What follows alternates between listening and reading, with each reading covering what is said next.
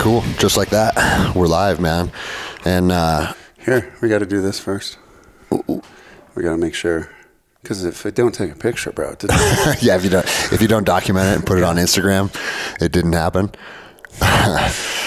So yeah, man, I appreciate you taking the time. I know you worked all night as a current firefighter and had a shift that kept you up all night. So what better way to wrap it up than to do a podcast before you go home and get some sleep? Hang out with you, you know? But yeah, man, like I was out here for some other shows, and anytime I travel, I try and connect with people that I think would bring value to the show. And I asked some of my friends, and Greg Lappin and Johnny Sotelo were both like, dude, you got to link up. Like, he's the guy, you know? Right. And so I text you and you're down. And so I appreciate it, man. But the format of my show is, it's a conversation. It's not a fucking interview. You know what I mean? Like, as soon as I try and like, oh, why don't I take notes and ask this guy about that? Or as soon as I go down that path, I feel it's like, it's not authentic. Right. You know what I'm saying? Yeah. And so how I like to do it, man, is we just tell your story. Start at the beginning, where you came from. And I know you did a bunch of cool stuff in the military, and then you became a first responder. You dealt with some PTS stuff. You sought treatment. Like, all of that stuff is very powerful information to share with the audience. Because our audience, I mean, we're up to 50,000 downloads a month. Nice. And tons of them are first responders and veterans and active duty military. And like I always say, man, if you and I spend the next 2 hours sharing some stuff and one person can take something from that and it can benefit them, it's worth our fucking time. Absolutely, man. You know?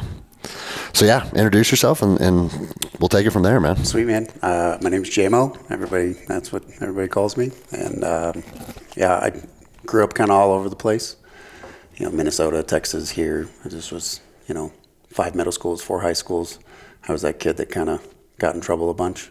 Yeah. I was in and out of the foster care system. I didn't have a really awesome upbringing, you know what I mean? Like, part of my family, my aunt and uncle, they tried to take care of me when they could. But it was just kind of the best of both worlds, I guess, where you have like the really negative stuff and then you have the good stuff that comes in here randomly. My dad was in prison. Didn't really know him very much. And so at first I didn't really think anything of it, but now that as I continued to do more therapy and more research, and you're like, okay, that a fatherless son, a fatherless young boy, the impact of what that does, or even just a fatherless child, right? Female, male, whatever, it doesn't really matter. The impact that has is pretty significant. And, you watch that throughout the United States and the world, and you're like, oh my gosh, and at first I just blew it off. Bro, I think the broken family unit is one of the foundational elements of the problems that we're seeing in our country nationwide. Right. It starts this cyclic pool of just crap, right? Like this total cyclic negative talk, negative self-esteem, all the different things that happen. And then, I met him once when I was 6. We went to like the old Chuck E. Cheese, we had the whole band, Yeah. And that's the only thing I remember from him, and I got like little prison letters where, you can tell it's from prison, and you're just like, dude, what the heck?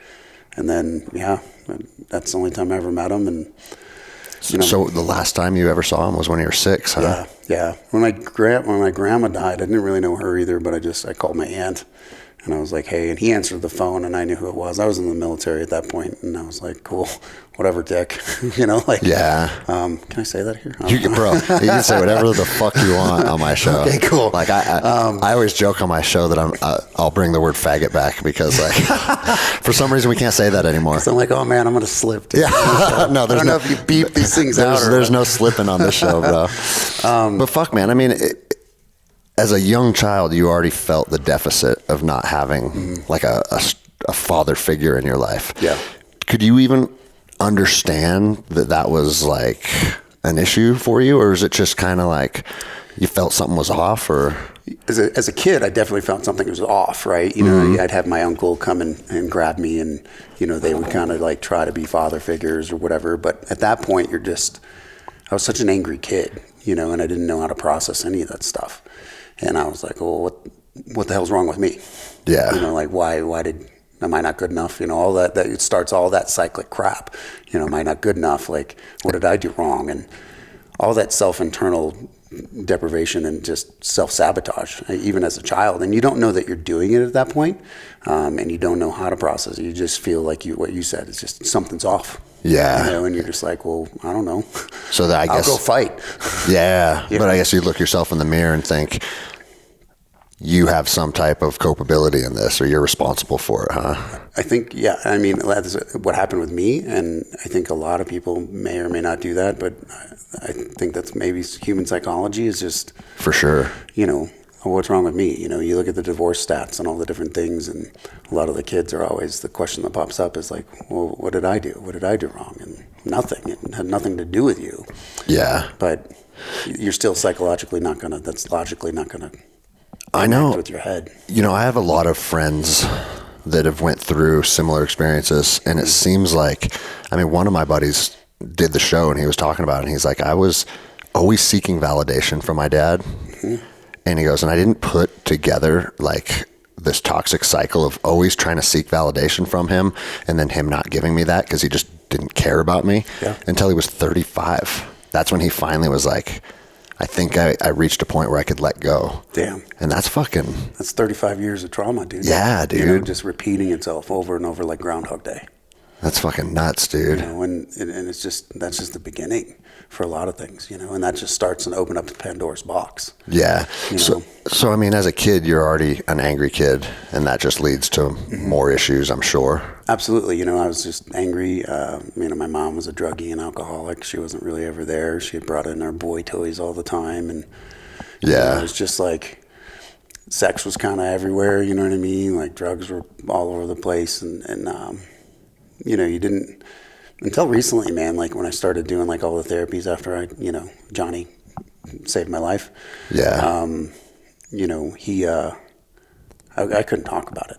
You know, even parts of my family didn't know, and it was really terrible. You know, like my mom just was so gorked that she had no idea what was going on. You know, I'd get beat, I'd get tied to chairs, I'd get my face stuffed in a toilet, just trying to drown me. You know, shoved in the closet, tied to chairs, like I said, hung over third-story balconies. You know, fuck, dude. Just, hey, we're gonna let you go. Well, fuck, I guess this is it. You know, and I'm 9, 10, you know, dude, I'm your son's age, you know what I mean? Yeah, exactly. Like you can't expect people to be able to process that kind of stuff at that age. You can't process that kind of shit as an adult, you know what I mean? Yeah. Well, and it had such an impact, man. Like there was times where, I mean, dude, it was terrible. You know, like I was stripped down naked in front of a bunch of girls, and, you know, these are grown women, and I'm 10 or 11, you know, something like this, and she has no idea. She was completely gorked, you know, and just completely high. And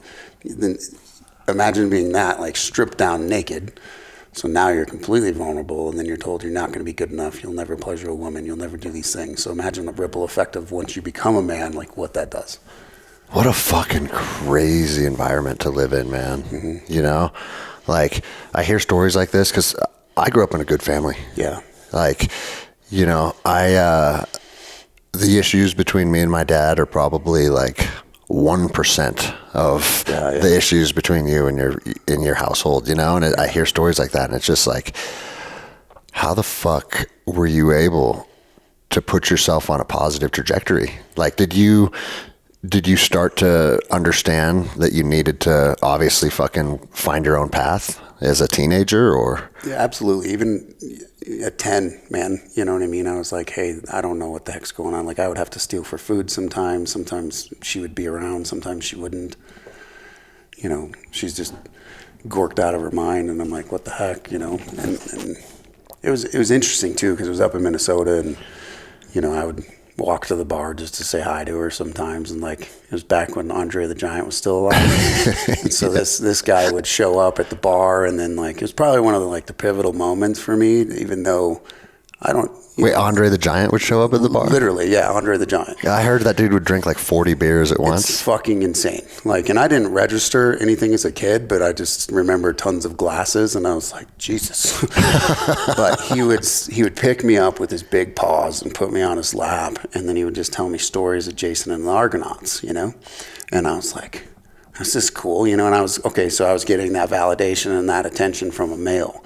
Nonetheless, a fucking giant. Right? Yeah, exactly. Like a savage male. Oh my God. Yeah. You know? And I'm like, that's awesome. So I think that just kind of planted that seed a little bit, like, you know, you can do whatever you want, because he was always positive, you know what I mean? He's like, doesn't matter what happens in your life, you can choose your path, you can do whatever you want. And he's telling me these stories of, again, Jason and the Argonauts, and just encouraging me. But was this like an ongoing thing, or was this a one time? No, it happened like 4 or 5 times. Like, she would actually call me and be like, hey, Andre's here, he wants you to come down. And so I would fucking walk 1.5 miles and go to the bar where she's working, and isn't that crazy, dude? He would just put me on there. So it was like, that was kind of a cool thing that she did. But, you know, it was just one of those fluke things where I just went to say hi to her one day, and, you know, even though she always did so much fucked up stuff, like, still my mom, you know, at that point. Yeah. And, you know, now it's kind of like, meh, like, I put boundaries up, and you're not going to cross those. Yeah. And so it's a very different relationship now, and it's not even,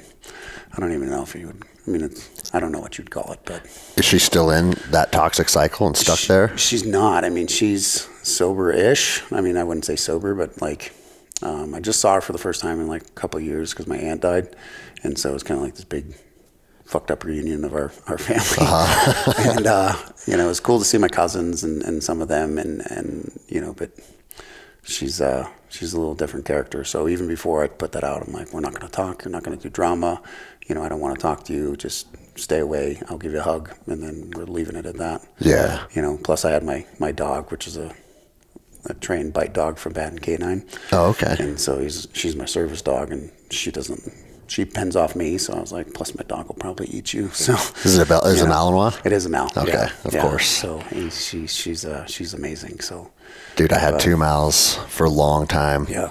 And my male ended up just passing. It's actually been a couple of years now, but he lived to 14. Dang, dude. That's amazing. That's long for a Mal. It is. He had snapped all his teeth off, and we'd put the titanium ones in, like you see so often. Yeah, man. And you know, I was deploying all the time, and those were our working dogs overseas. Yep. And so I was like, dude, my wife's back home alone. I need something. I need one of these. Yeah. You know? But and they're amazing, man. Like, dude, they're so awesome. Like, they watch my kids, and you know, they watch the family, and it's great, dude. She's super protective, it's super smart and super playful. But, yeah. You know, and she's trained from Baden Canine, which they train all like the SEAL Team Foundation guys. Okay, you want to pull the mic boom up a little bit? There you go, bro. Yeah, the thing with our Mals though is like I mean, my fucking daughters could ride them like horses. Yeah. Like you could tell they were annoyed, but they loved those kids. Yeah. But anyone from the outside, fuck you. Yeah. To the point where it's like, I mean, it becomes exhausting. It's a full-time fucking job making sure they're fucking weapons. They're weapons. Exactly, you know, right. If you don't treat a weapon right, then it's going to go off and something negligent is going to happen. And bro, like, I hate to admit this, but like, we moved into this new neighborhood, and the neighbor came over to introduce herself. And my wife, Jenny, she went out on the porch, and she shut the door behind her and was talking to the new neighbor. And then my 2-year-old at the time just walked over and opened the door, and my Mal fucking just was like a fucking rocket and blasted that lady. Oh, man. For no reason. And it's like, fuck, dude. And it just so happened that the lady professionally was like, she owned like a kennel or something, right? Oh, okay. So she was very understanding. Yeah. And I was like, fuck, man. If it wasn't somebody else? Yeah, exactly. Oh, man. And like, even though she was understanding, she had to go to the hospital and get fucking, I don't remember if she needed stitches or whatever, because puncture wounds are hard to stitch, you know, but he got her good. And so we covered all the bills and shit. And then I remember I think in California, it's like a 3-year statute of limitations to bring lawsuit or something like that. Mm-hmm. And I'm like, fuck, I know this is going to happen at some point. You're just tick-tocking away. You know? But no, we have Jack Russells now. Hey. And you know what's cool about Jacks?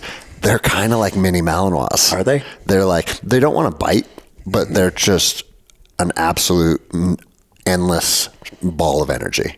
Right. And so it's fun for the kids. One of my best buddies, he's a driver with our fire department, and he had one. And dude, that thing, he would send me videos of this thing just like running on the walls, like just back and forth. And I'm like, holy crap, dude. And he's like, oh, dude, he's been doing this for like 30 minutes. Like, yeah, what? Dude. Nah, it's cool, man. But yeah, we want another Mal, but we want to get a little more property before, because like, as you know, dude, those dogs need to work. Yes. And if they don't work, they'll find something to work on. Like, we came home one time, and our male had pulled all the siding off of our house. And just like, holy crap. Stuff like that all the time, though. Like, my female ripped all the blinds out of all the windows one day, and it's just like, my forerunner, so my female started to get separation anxiety, and it got bad to the point where if we didn't take her with us when we'd go shopping or out to eat or whatever, she'd fucking break out of her kennel and destroy shit. So we started taking her with us. Yeah. Then the anxiety started getting worse, where like when we're in the restaurant and she's in the car, she's freaking out. Oh no. And we came out one day and she'd pulled all the speakers out of the dash and out of the doors and stuff. Like, I don't even know. We never fixed it because I couldn't afford that shit back then. You're like, dude. Thousands and thousands of dollars. You're like, I'm going to take a Bluetooth speaker and that's my new radio. Yeah, exactly. Right. But fuck, Malinois fucking got sidetracked. But that's a healing thing too, man. Like, oh, that's such a blessing for me. Like, it's interesting because I would never be able to go out, and you're always scanning. I mean, you know this. Like, you're always scanning, and you're okay. Well, how many exits are here? And you're doing all this dumb crap that you don't really need to do, and then it's taking up that energy space and that brain space of just, instead of just being present. For sure, bro. And being present, dude. Like, I absolutely sucked at it, you know. And then I got the dog, and I was like, man, like, I can actually have a conversation with somebody and people be around and everything's okay. You feel like she allowed you to relax. And, you're not like as hyper vigilant, you know. And I mean, this started from when I was a kid. Like, a lot of people are like, oh, you're in the military, everybody's hyper vigilant. Like, yeah, that's great, but when you're worrying about getting your ass beat as a child, that's instilled in you. Yeah. So I mean, there's a good chance you would have had these same PTS issues if you hadn't fucking gone in the military at all. It's true. Absolutely. You know? Yeah. You know, like, and I think,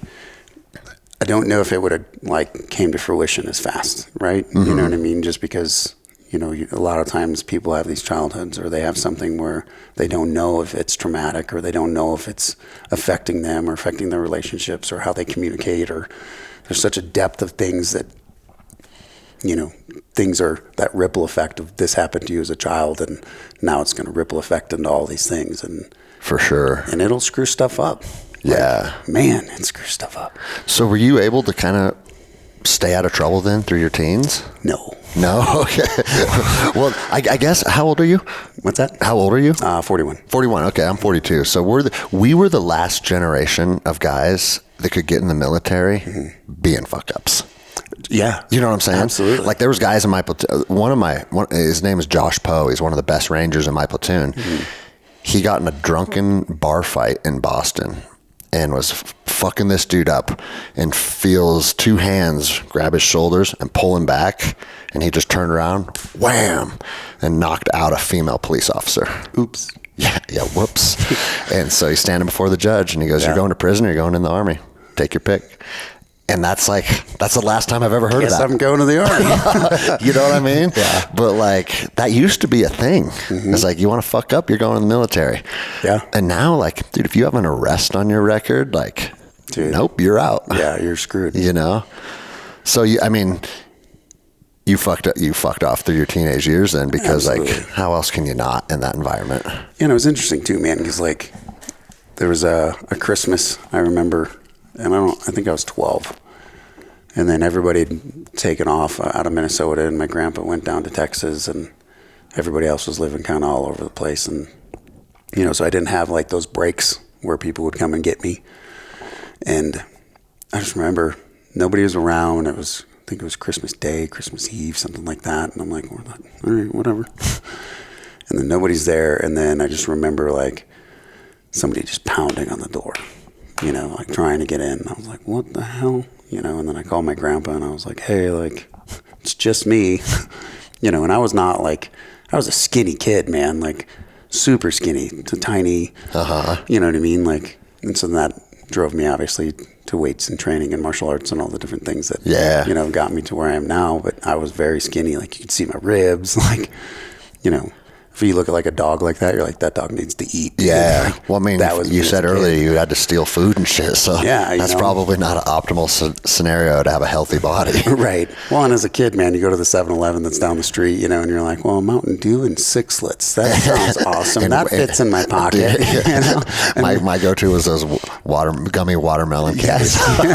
They were 1 cent a piece at the local gas station. Yeah. Or I would pick up change sometimes and be like, all right, cool, here you go. Yeah. And, you know, 'cause I didn't like stealing, but I was hungry. Yeah. You know, and that's all they had. They didn't have like the sections of tuna and crap like that they do now. You know, it was just candy. So, yeah, man. And I called him, and he was like, "What's going on?" And he was like, "Somebody's trying to get into the apartment." And he's like, "Well, is there a gun in there somewhere?" And I'm like, "I don't know. Maybe." How old were you again? I think I was 11, Okay. 11 or 12, something like that. Yeah, I was maybe 12, because he came and got me right then and there, so 12.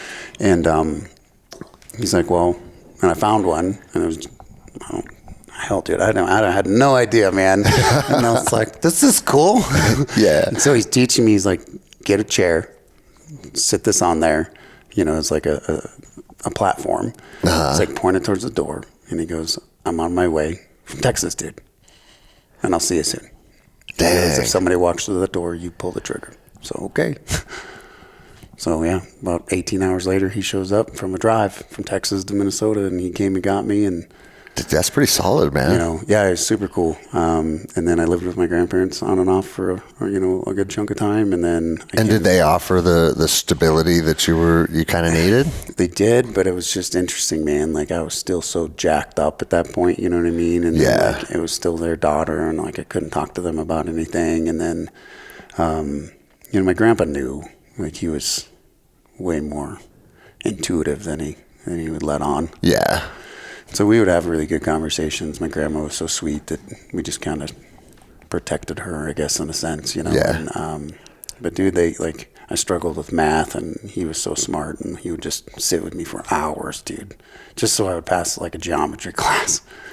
And nothing ever really made sense, you know, like, unless it has to do with like shooting or like drug calculations for medications, like as a paramedic. Like, yeah, that's the only way that I can understand math. If you put it in a shooting scenario or into like medication calculations for drugs that we give to patients. Well, bro, I think math is the shit that they teach in school. Dude, seems, I don't know. I'm doing pretty well, but it's not that I don't use math in my life. Like, I'm a pretty good woodworker. Yeah. Like, and I can figure out angles and like build things and stuff. And dude, it's all just basic fucking math. Yeah. I don't need like all the crazy shit that they teach, you know? And I was the same way. Like, I hated math. Dude, it was like basic stuff. I'm like, this is good to go. You get into like pi and all that crap. I'm like 3.14. Great. Awesome, Pops. Like, that's as far as I go. You know? Yeah, dude, there's a video I posted on Instagram a couple days ago, or no, it's a couple weeks ago now, of one of my 15-year-old students strangling me unconscious. Oh, nice. And I'm not one of those guys that won't tap. That's not me, bro. Yeah. But I'm letting this kid work, right?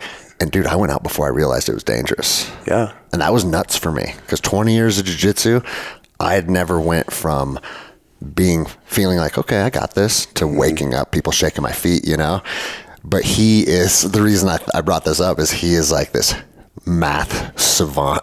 Really? And he is one of those guys that's like, his brain functions at a higher level than most of us. That's so badass. And he has taken that brain and applied it to jiu-jitsu, and it's fascinating, bro. It's fascinating to watch. So he sees the Matrix. Yeah, he does, bro. But my daughter said she was in like AP math with him. Oh, wow. And the teacher asked, like, who can read pi out the furthest? And I guess he read it. He's like, hand up, and said it like 35 numbers deep. And the teacher's like, okay, we get it. You got it. You got it. All yeah, right. you win. Do you know that there's a pi like competition where people will show up to see who can go the furthest? See, I want nothing to do with Bro, that. it's in the thousands. What? Yes. Like, yeah, dude, our People fascinate me our so brains much. don't work like that, bro. No, I'm like, I got 3.14. Yeah, it's funny too, because like, you know, I feel like I got a pretty good grasp on life and doing pretty well, and my gym's fucking doing well, and I got a podcast. And then you hear that some guy can read fucking 2,000 letters or numbers of pi, and it's like, we're not all the same. No, we're not the same at all. We're not even the same stadium at this point. I'm like a fucking Australopithecus compared to those people, you know. So then, fuck, man, and you lived in Texas then? I did. And through your teenage years? Yeah, and then I came to Colorado, actually, when I was 16. And so then I spent my junior and senior year here. So I lived with my aunt and uncle. Okay. So it was interesting, man, because, like, I went from this crazy, hellacious, you know, wild, do whatever you want childhood to very old-fashioned, very strict, you know, Southern Baptist crap, you know, and you're like, oh man, I have to go to church again. And I have nothing against church, but it was just like, I was culture shocked. Yeah, of course. What I mean? And I was like, oh my gosh. And then the Southern Baptist stuff, I was like, this is way overboard, you know, and don't get me wrong, like I love God and you know, that's great, but I just think there's just so many hypocritical things within Christianity that drives me crazy. Bro, 100%. You know, like there is a higher being, there's a God, I believe in that, and you know, I wouldn't be here without that. But the reality is like, I don't enjoy the hypocritical stuff that's twisted from it, right? And so that started there, and that actually like really made me mad. Yeah. You know, and like I would challenge him left and right, and like I was still that hoodlum dude, like, cool, let's piss everybody off and let's do this, and like challenge the way that, you know, old school like Texas schools would work. Yeah. I'm like, no, I got questions. But bro, that's, I mean, I think that that's necessary, and I think that that's healthy. And if they don't like the fact that they're getting challenged, yeah, I feel like that kind of indicates their own insecurities around what it is that they're teaching or what they're preaching, or what they believe, exactly. Because like, dude, if you are rock solid on your beliefs, you welcome debate and you welcome skepticism. You know, like I pulled all three of my daughters out of public school for obvious reasons. You know, and the only nice private schools around are Christian faith-based schools. And so they're now in a Christian private school, and I tell them the same thing. It's like, obviously we're going here because this is the best opportunity for you guys to learn and grow as people. But if you have any reservations or doubts or you're skeptical, like, talk to me about that stuff. Yeah. Don't be disrespectful about it. No. Ever, you know? But like, I want you guys to develop your faith in whatever path you want to develop it in, because it's what makes sense to you and it's what you have found to be your truth. Right. If someone standing in front of a fucking whiteboard in a classroom is saying, this is how it is, like, that's not very authentic. Yeah. You know? And so it's been interesting seeing them on this journey. But yeah, the crazies, dude, like so much, man. And like my grandpa was very different. Like he never really did that. Like he was a lot of like philosophy, and like I always screw this name up, but like Nietzsche, you know what I mean? Like he would tell me, he would like make me read some of that, or he would tell me things about that, or like Tecumseh, like all these things. Like he was just a historian, like he loved all that stuff, and so it was like cool. And so that kind of like planted a bunch of seeds with me too. You know, like I love reading the Tecumseh books. Like I just absolutely love it. And there's quotes that he always says, like, protect your people, respect their faith. You know, always. You know, there's a whole paragraph of it that I literally, you know, it's posted everywhere in my locker. Like I put it in my new kid's locker, like, you know, and it's just, you know, there's stuff. I was at a station the other day, and it was at my old station, like way down south at Station 4. And that's in like the bad area. And I spent, you know, 6.5 years there. And it was interesting because like I posted it on my locker, like the whole paragraph, and then laminated it, posted it on my locker. And then I put it on all the 3 new kids, like the probies, and it's still there. And I was like, nice. Holy crap. And they were like, I wondered where that came from. I was like, yeah, I put that there like for almost 8 years ago.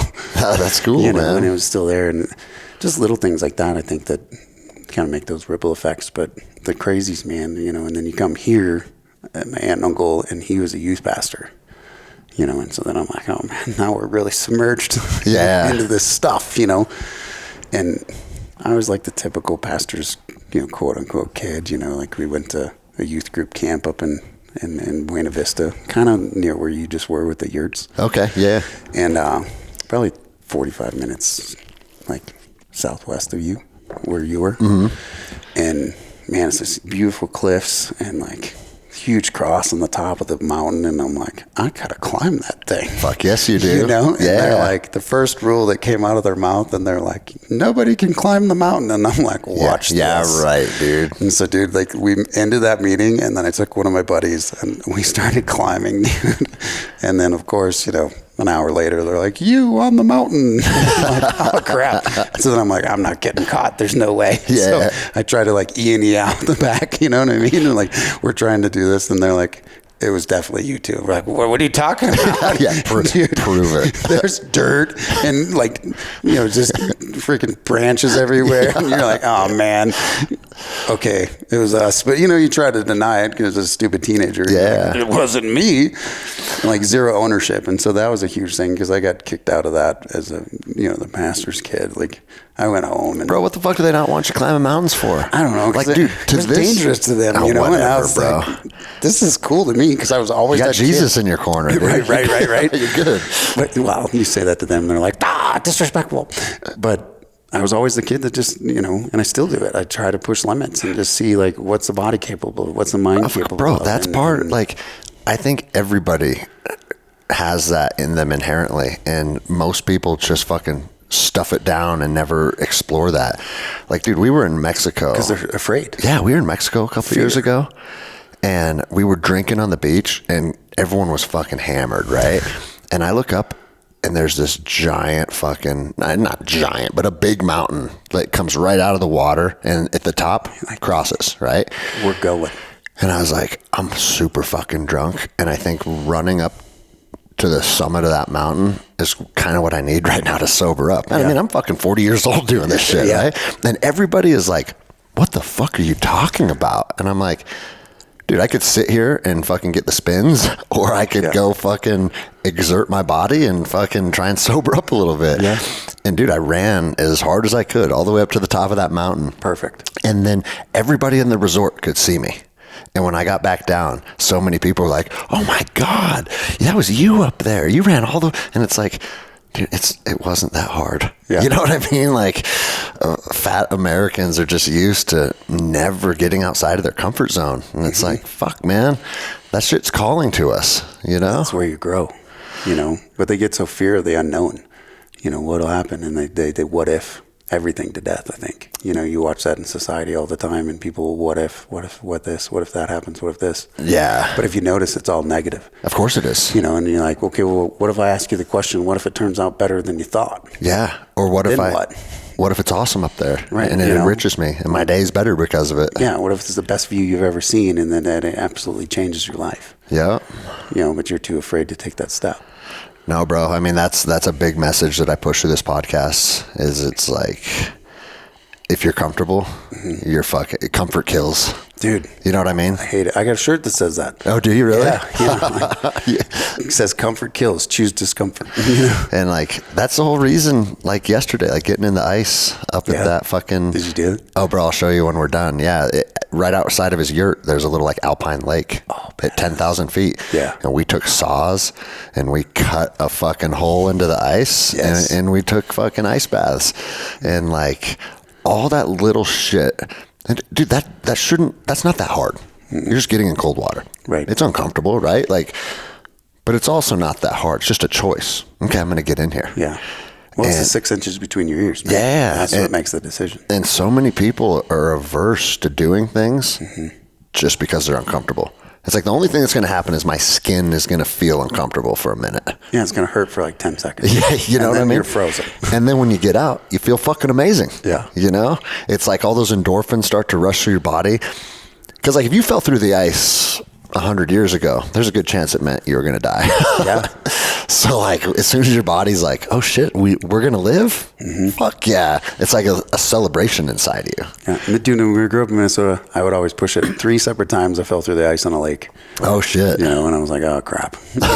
Here we go. And so you'd have to actually like try to get out, and some of it would break, and then you're like, okay, well, I'm just going to drudge through this, like, and eventually you'll get out. But man, it sucked, dude. I remember going to a Burger King totally soaked and just being like, I just need get some coffee. Just sit next to your burner. You know, and I'm just this kid that's like, well, let's see what happens. Fuck. There's this dude. Hindsight 2020, not very smart, just because you're like, I was alone, you dumbass. Yeah, like, fuck, bro. You know, and you're just like, let's see where this thing breaks. You know, and you're listening to the ice just. All right, well, let's see what happens. There's this dude on Instagram. I don't remember the name, so I apologize for anyone that wants to find him. But he ice skates on frozen lakes in like a little, like a Speedo, and drinks vodka, and that's like his thing. No, but he always breaks through. No way. And he has this little necklace that has 2 like little wooden dowels with the spikes. With spikes out of them. And so anytime he breaks through, he just like slides out like a seal. Yes. Getting on the ice, you know. Those things are awesome. That, dude, it's amazing, because we use those with like our ice rescue, because I'm part of the heavy rescue program and our stuff. So, and a lot of our trucks have them, but we have the same little things, little dowels with the little spikes. And dude, you can disperse your weight differently. You pull yourself right up, dude, and you're just like, wow, that was much easier than trying to get out without them. All right, maybe I need to invest in a pair of those. Although in Seattle, dude, nothing freezes over. True. If you're gonna go out on frozen lakes, then maybe get some, maybe make some, you know, ghetto fabulous freaking little spikes or something. So fuck, bro. What motivated you to want to go into the Marine Corps then? Just living wild through your entire youth. You know, as a kid, man, it was interesting just because I didn't know what to do, and I knew what I didn't want.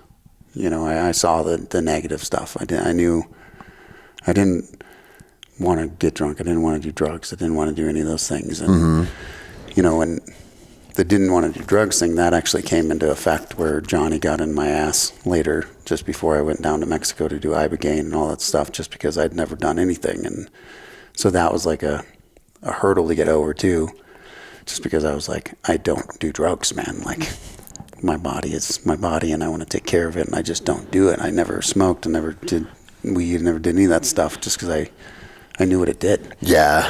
And I didn't know what gateway, especially with the way my family was, I didn't know if that was going to be a gateway for me to go get completely screwed up. And dude, I know a lot of people that come from an addictive background. Like this girl right here, she did my podcast last week, and she was addicted to methamphetamine. Dude, I saw this. Yeah, she was addicted to methamphetamine from the time she was 12 until she was 40. Wow. She's 50 in that picture. 10 years clean. Say what? Yeah. She don't look 50. That's what I said. It's like, how did you make it out of that lifestyle? You look beautiful. Yeah, that's what I said. You're a beautiful woman. Like I would not guess I would maybe like 32. Yeah, that's what I'm saying, right? But because I was talking to her, I was like, have you ever thought about plant medicine? And she goes, as someone that is a severe addict, she goes, if I touch a substance that has any mind-altering effect, I'm not in control. And me not being in control has led to 17 felonies. It's led to abuse. It's led to being shot. She goes, I can't touch that stuff. Sheesh. And so it's like, you know, plant medicine, to a lot of people, we see like, oh, this may be a path to recovery and a path to healing. But to some people that have walked that path for so long, she said, anything that's a mind-altering substance, I cannot touch it. And so it's like, I can see where you're coming from. Like, fuck, man, what's up with this? You know? It scared the hell out of me. You know, I didn't know what was going to come out. I didn't know. And I already had an addictive personality when it came to like adrenaline. And I mean, I was always doing stuff that can instantly kill me, you know? Well, let's see what happens. And it didn't really matter, you know, jumping trains, jumping off cliffs, like, you know, as a teenager, you can't skydive, you can't do any of these things. So you're like, well, you make it work with what you got. Let's go figure this out. And well, that's a bigger bridge. Let's jump off that. You know what I mean? You're just like, oh, what stupid crap can we get off of? And then it got to the point where there's like trains moving, you jump the train, and then there's a bridge, and then there's a river down there, and you're like, I hope I timed this right, you know? And I would just jump off the train, the moving train, and the conductor's honking the horn at you, like, best, what the fuck? Dude, I got shot by the caboose. I was a little too close one time. I jumped, and then they shot me with those salt pellets. Those hurt like hell. I don't even know. Like, yeah, people that work on trains have salt guns? Well, they did back then, man. Like, and I was like, what the heck? And dude, I just remember they were like, get out! They're yelling at me, and boom! And I was like, ah! Oh my gosh! And it hurt so bad. It stung, and I was like, this sucks. But it still didn't deter me. I still was jumping trains a couple days later. But, fuck, man. But it was, I think for me, man, I think it, you know, martial arts was kind of the thing that really helped to kind of ground me, you know, just, I knew what I didn't want. And then I walked into a martial arts studio and it was just Kenpo karate. How old were you when you started that? I was 8 when I walked in, you know, almost 9, you know, obviously very strange for a young kid to be like, hi. Yeah. But the guy was really cool, man. You know, it's just the only martial arts place in the city that I lived in Minnesota. And, you know, I was like, hey, I don't have any money, but can I take your trash out, you know? Yeah. And he's like, yeah, I'll teach you. And, you know, he kind of did some things with me. And he was more like one of those ancient, weird, like non-Americanized, you know, martial arts stuff. And he did a lot of weird crap. And I was like, okay, Voodoo Man, can you teach me some stuff? I want to fight, right? Like, and that, but he took that away in a sense of like, hey man, it's not all about fighting. And so then I learned a lot of different things of the mindset of, okay, you can learn to protect yourself and become a dangerous person, but you don't have to be a cock about it. Yeah.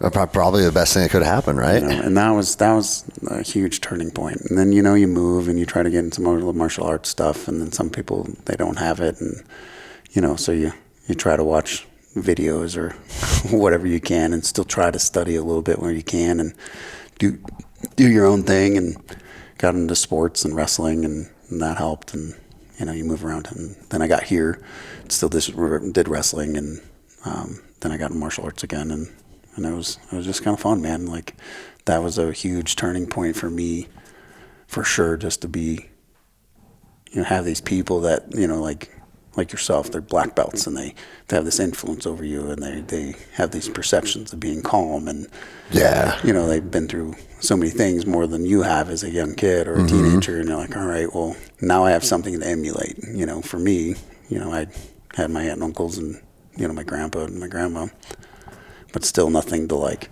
for sure, completely emulate, you know, bro, like bits and pieces, for sure. One of my favorite aspects out of everything I've done in life is now teaching youth jiu-jitsu. And I run a class that's 10 to 14 year olds. And I'm telling you, bro, like, I mean, it's cool watching, like, the kids that have the natural knack, like, becoming savages and, like, becoming really good. That's fun. But what really is, like, life-changing is you see the kids that they come in and you can see they have behavioral issues, or you can see the home life's not very good. Right. And you can just see their demeanor. A lot of times those kids, their demeanor, they're very recluse. Yeah. They're intimidated. They're not, like, they don't exude any confidence. Yeah. And 6 months on the team, they're a new fucking human being. They're completely opposite. Yeah, bro. And that for me is, like, so rewarding, because it's like, I don't know where this journey goes with them, but the fact that they got to share 6 months or a year with the team, and now they're a new version of themselves, you just changed the trajectory of their entire life, probably. Absolutely. You know? There's no probably. You did, bro. You know, like, I'm living proof of it. You know, you just have these, I think we've all had those, you know, huge moments in your life that when you actually take a look back and you're like, man, that one person took the time to say something different, and it stuck with you. Yeah. For whatever reason. You may know them, you just may have met them, whatever it is, but everybody has a few moments in life where you have those moments where you're like, dude, that really impacted me. Yeah. And then you have that small shift. And bro, I had this one kid who, he was with us for 3 years. Dude. And it got to the point where other coaches are like, I can't have him attend my class anymore. Like, he's too disrespectful. He disrupts too much. Like, because you know how it is. If you got one kid that's causing a problem, at a certain point, it starts to detract from everybody else's training. It grows like a cancer. Yeah. And so I pulled him aside because he was younger. And I said, listen, the kid's coach has banned you from attending his class.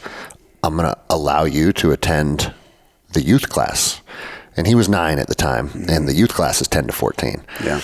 They said, but here's the deal. I need you to take this serious. I need you to like try and give me the respect that I deserve as your professor. And I want you to, for 1 hour a day, just really try and tell yourself like, hey, I'm going to work hard and I'm going to listen. I'm going to try and be respectful.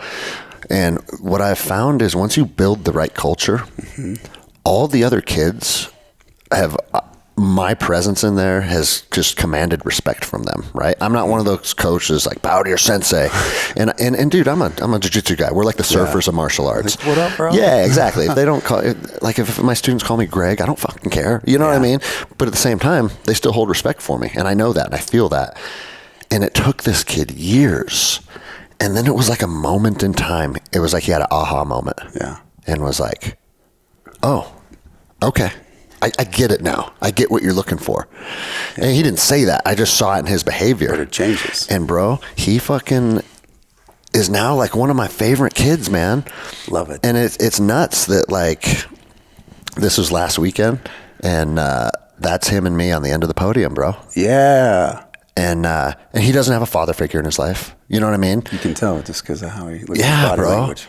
And like, I love that little kid now. And it was a long process, but there was something inside of me that's like, don't give up on this kid. You know what I mean? And dude, like 14 combat deployments. I was an Army Ranger. I was a police officer. I was on the U.S. Marshals Special Response Team. Like, oh, this stuff that like sounds cool, but it's not that cool.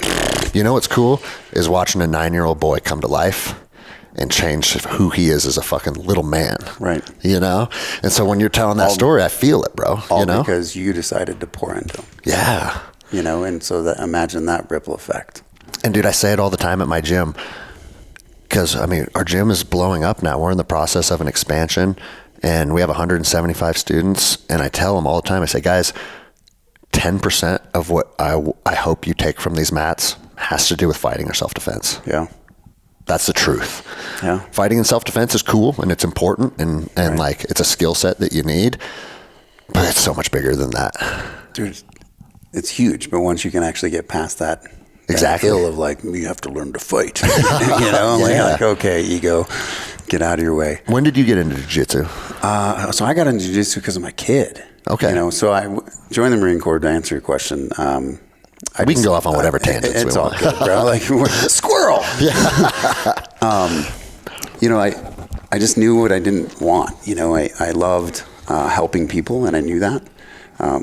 It's always just been like an innate thing for me. You know what I mean? I knew that, okay, well, I'd be a firefighter, or, you know, I didn't know that I loved medicine yet. And so I also knew that, like, I wanted to be a G.I. Joe. You know, like, I didn't know what that registered. I just knew that the way that I trained, even as a kid, like, I had no idea what I'm doing, but I just continued to push. And even when I thought I couldn't go anymore, like, one more, do one more, do one more, and do one more. And then that would go on 4 or 5 times, you know what I mean? Like, you're working out, like, okay. And I still, to this day, say it. Like, before you were here, I was training in the gym, and like, I'm like, gosh, dude, this is starting to burn. And I'm like, nope, one more, and then to failure. And so you learn to change that a little bit as you grow and you grow older, and you be smart about it instead of just push, because that's not sustainable. But, you know, as a kid, I knew that there was something different where I could click that on. Yeah. And so I just wanted to prove myself, to be honest. Like, and it was interesting because I first originally went to the Navy office, and I was like, well, I'll just go be a SEAL. And then this Force Recon guy comes in as a recruiter, and he's like, hey, what are you going to do? And I was like, I'm going to go be a SEAL. And they're like, yeah, you and everybody else in the Navy. Exactly. He started giving me shit. And so then I gave it right back. And I was like, well, I don't really care what you think. And I don't know who you are, but you can shut your mouth. And he was like, kind of gave me the dog look, you know, like, huh? He's like, you need to be a recon Marine. And he's like, right. And that's exactly what came up. And he was like, all right. He goes, I like you. And he goes, you're pretty determined. And I'm like, I won't quit. I will tell you that right now. Like, not happening. So he was like, well, have you ever thought about being a Marine? And I was like, no, I'm going to be a SEAL, man. And I walked in the office, and this was like the turning point where I was like, okay, dude, there's something about you. We walked in the office. He followed me. And I'm like, what's this guy fucking doing, dude? I'm like, leave me alone. Like, what the hell? And dude, I was coming to sign. Like, I had already done like all my stuff. Oh shit. Okay. Like, not talking. Like, we're done. Like, cool. We're going to Buds. We're doing all those things. Like, let's rock this route, you know? And then he's like, hey, I'm going to ask you a question. And then his recruiter, like my recruiter, stood up and he's like, well, hey, like, this is our guy. And he goes, you shut up right now. Shut your mouth. Sit down. And the guy just kind of looked at him and was like, and he just cowered, man. And I was like, yes. I was like, what just happened? That's cool. And I'm like, okay. And he goes, well, and nothing against all my Navy friends. Like, the SEAL buddies of mine have saved my life numerous times, and so I love them to death. And so, but I love giving them some crap. Of course, bro. That's what we do. But I'm not the guy that usually, cause like, dude, if you served, you served, and like, I don't care what you did, you still signed the line, and like, that's respectful for me. So I've always tried to not like talk crap. I've never been that guy. Like, I don't know. So it's hard for me to be like, ah. But anyway, so he goes, what are you going to do? Like, put your ice cream suit on and put your dog bowl on your head? Like, what? That's really cute. And I was like, holy crap. I'm not going to do that. And I'm like, no, I'm going to be a SEAL. And he's like, you're still going to wear a dog bowl? And I was like, I don't know any different, you know? I'm like, bah! And he's like, look at my uniform. And I was like, that's pretty damn sharp. You know, and he's like, what are you going to do? Call yourself a Navy? You can't do that. And he's like, we're a Marine. Like, everyone's a Marine, you know? And I was like, all right. And he's like, just give me 5 minutes. And I was like, all right, man. Like, whatever. So I walked out. The guy's like, wait. And I was like, I'll be back. Don't worry about it. I never came back. Damn, dude. Yeah, dude. Isn't that funny? Dude, I told this, I recorded an episode yesterday with an SF guy, and I told the same story. Like, I walked into the Navy recruiter. Yeah. I want to be a Navy SEAL. Yeah. And bro, I don't know why. I don't know anything about the Navy. I didn't know anything about SEALs other than just, I think these dudes are badass, right? Yeah. But the Navy recruiter, he was kind of a fucking fag. He was kind of a dork, right? And I'm like, oh, this is what the Navy's like? Yeah. And think how stupid it is to judge a career decision based on one person, right? Absolutely. And then I guess all the recruiting offices are like always right together, right? Mm-hmm. And I looked over and there was a guy in the Army office with a Ranger tab. And I walked in there and I was like, hey, what's this about, you know? Yeah. And he was cool.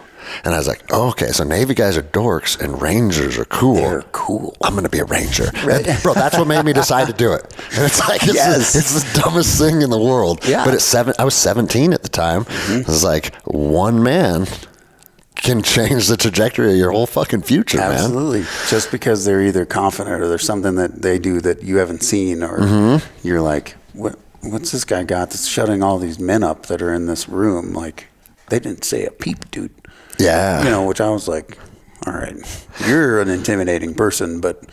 Well, bro, and I'm here. He was cool. Yeah. You know what I mean? Like, he was really cool to me, and he's like, you know, good choice. Like, did you ever let him know you became a Recon Marine? I did. Actually, yeah. So I ended up actually seeing him on a deployment later, and he was like, what the hell? And I was like, hey, man. Told you I wouldn't quit, bitch. Yeah, you know, it was pretty cool. And it was funny because one of my drill instructors was a Recon guy, too. And then he's awesome, you know, Gunny Schindler. And then I ended up seeing him on a deployment too, and I was like, what in the hell is happening? You know, so he took a picture and all that stuff. Yeah. So it was cool to see like that full circle stuff. What was, I mean, I've had tons of Rangers on the show, but I don't know if I've had a Recon Marine. I guess just give the fucking, like, what's that pipeline look like? So the pipeline, it's changed now pretty significantly, I believe, because one of my old buddies from a unit, like his son just went through it. Okay. It's pretty cool how they do it now. It's pretty awesome. But obviously back then it was, you know, do the selection or the NDOC, you know, you pass that, then you go through RIP, which is like a Recon indoctrination program, kind of like, I guess the best analogy is like Buds, where they just destroy you and do whatever they want with you as a roper. You know, you wear a rope around your neck and your back, and you always have a buddy, and you're always running, and like you can't walk anywhere, and you're just like, good God. Yeah. You know, and any recon Marine can ask you a question or tie a knot or whatever, and like, hey, I have a rock up top of that mountain, go get it for me. And you're like, oh God, okay, sounds good. See, good thing. Here's your rock. Good thing you started climbing mountains at youth camp or whatever. Yeah. Well, that actually happened, man, and I went and got a rock, and then he was a staff sergeant, and he's like, yeah, that's not my rock. And I was like, fuck. You didn't know he wanted a different rock? And I was like, damn it. And he's like, go get my rock. And so I was like, okay. And I was like, hold on. And like, we passed our barracks, and my buddy was like, hey, we have to go. And I was like, nope, follow me. So I went into my room, and I got a Sharpie, and then I ran up. Got a Sharpie. Wrote his name on it. Wrote her name on the back of the rock, and I was like, here's your rock, sir. And he's like, that's not my rock. And I flipped it over. I said, well, it's got your name on it, sir. And he's like, well played. Get the fuck out of my face. And I was like, thank God we're not going to climb that mountain anymore. Isn't that shit funny? Is like the dudes, like because I mean, our NDOC was called RIP as well, but it was Ranger NDOC. Right. And the guys that run that, like at the time you think they're like the spawn of Satan. Yes. But bro, they're just regular dudes, and they're taking likings to guys, and they think some dudes are solid, and some dudes are shitbags, and all the same, you know. And it's like, it's cool when you get that moment and you bring out a little human out of them. And you're like, I got you. Yeah, you're like, thank you. Yeah. How long was your guys' RIP? We had, so our RIP was 6 months pretty much, and that just depends on the school phases, man. Some are like only a couple months, some are 3 months. You just get thrown in this like platoon, basically, like a training platoon. So is it also, and then like you're getting your dick kicked in, but they're also teaching like skill sets and stuff? Okay. They're definitely teaching you stuff. And so it's good. Just it gets you ready for like BRC, which is the basic reconnaissance course. Okay. And so depending on when the school phase happened is when you would get removed from that, you know, training platoon, I guess, for lack of better terms. And then they have pre-scuba and all that stuff in there too, you know, which is like. And is every Recon Marine, that's just part, it's like, that's a requirement, it is, right? Yeah, combat dive school, you have to go to that. Okay. You know, I think now that, you know, within the teams that they don't have everybody that's a diver, but I know that they try to. And for people that don't know, that's statistically one of the hardest schools in the military. Combat dive school, yes. Yeah.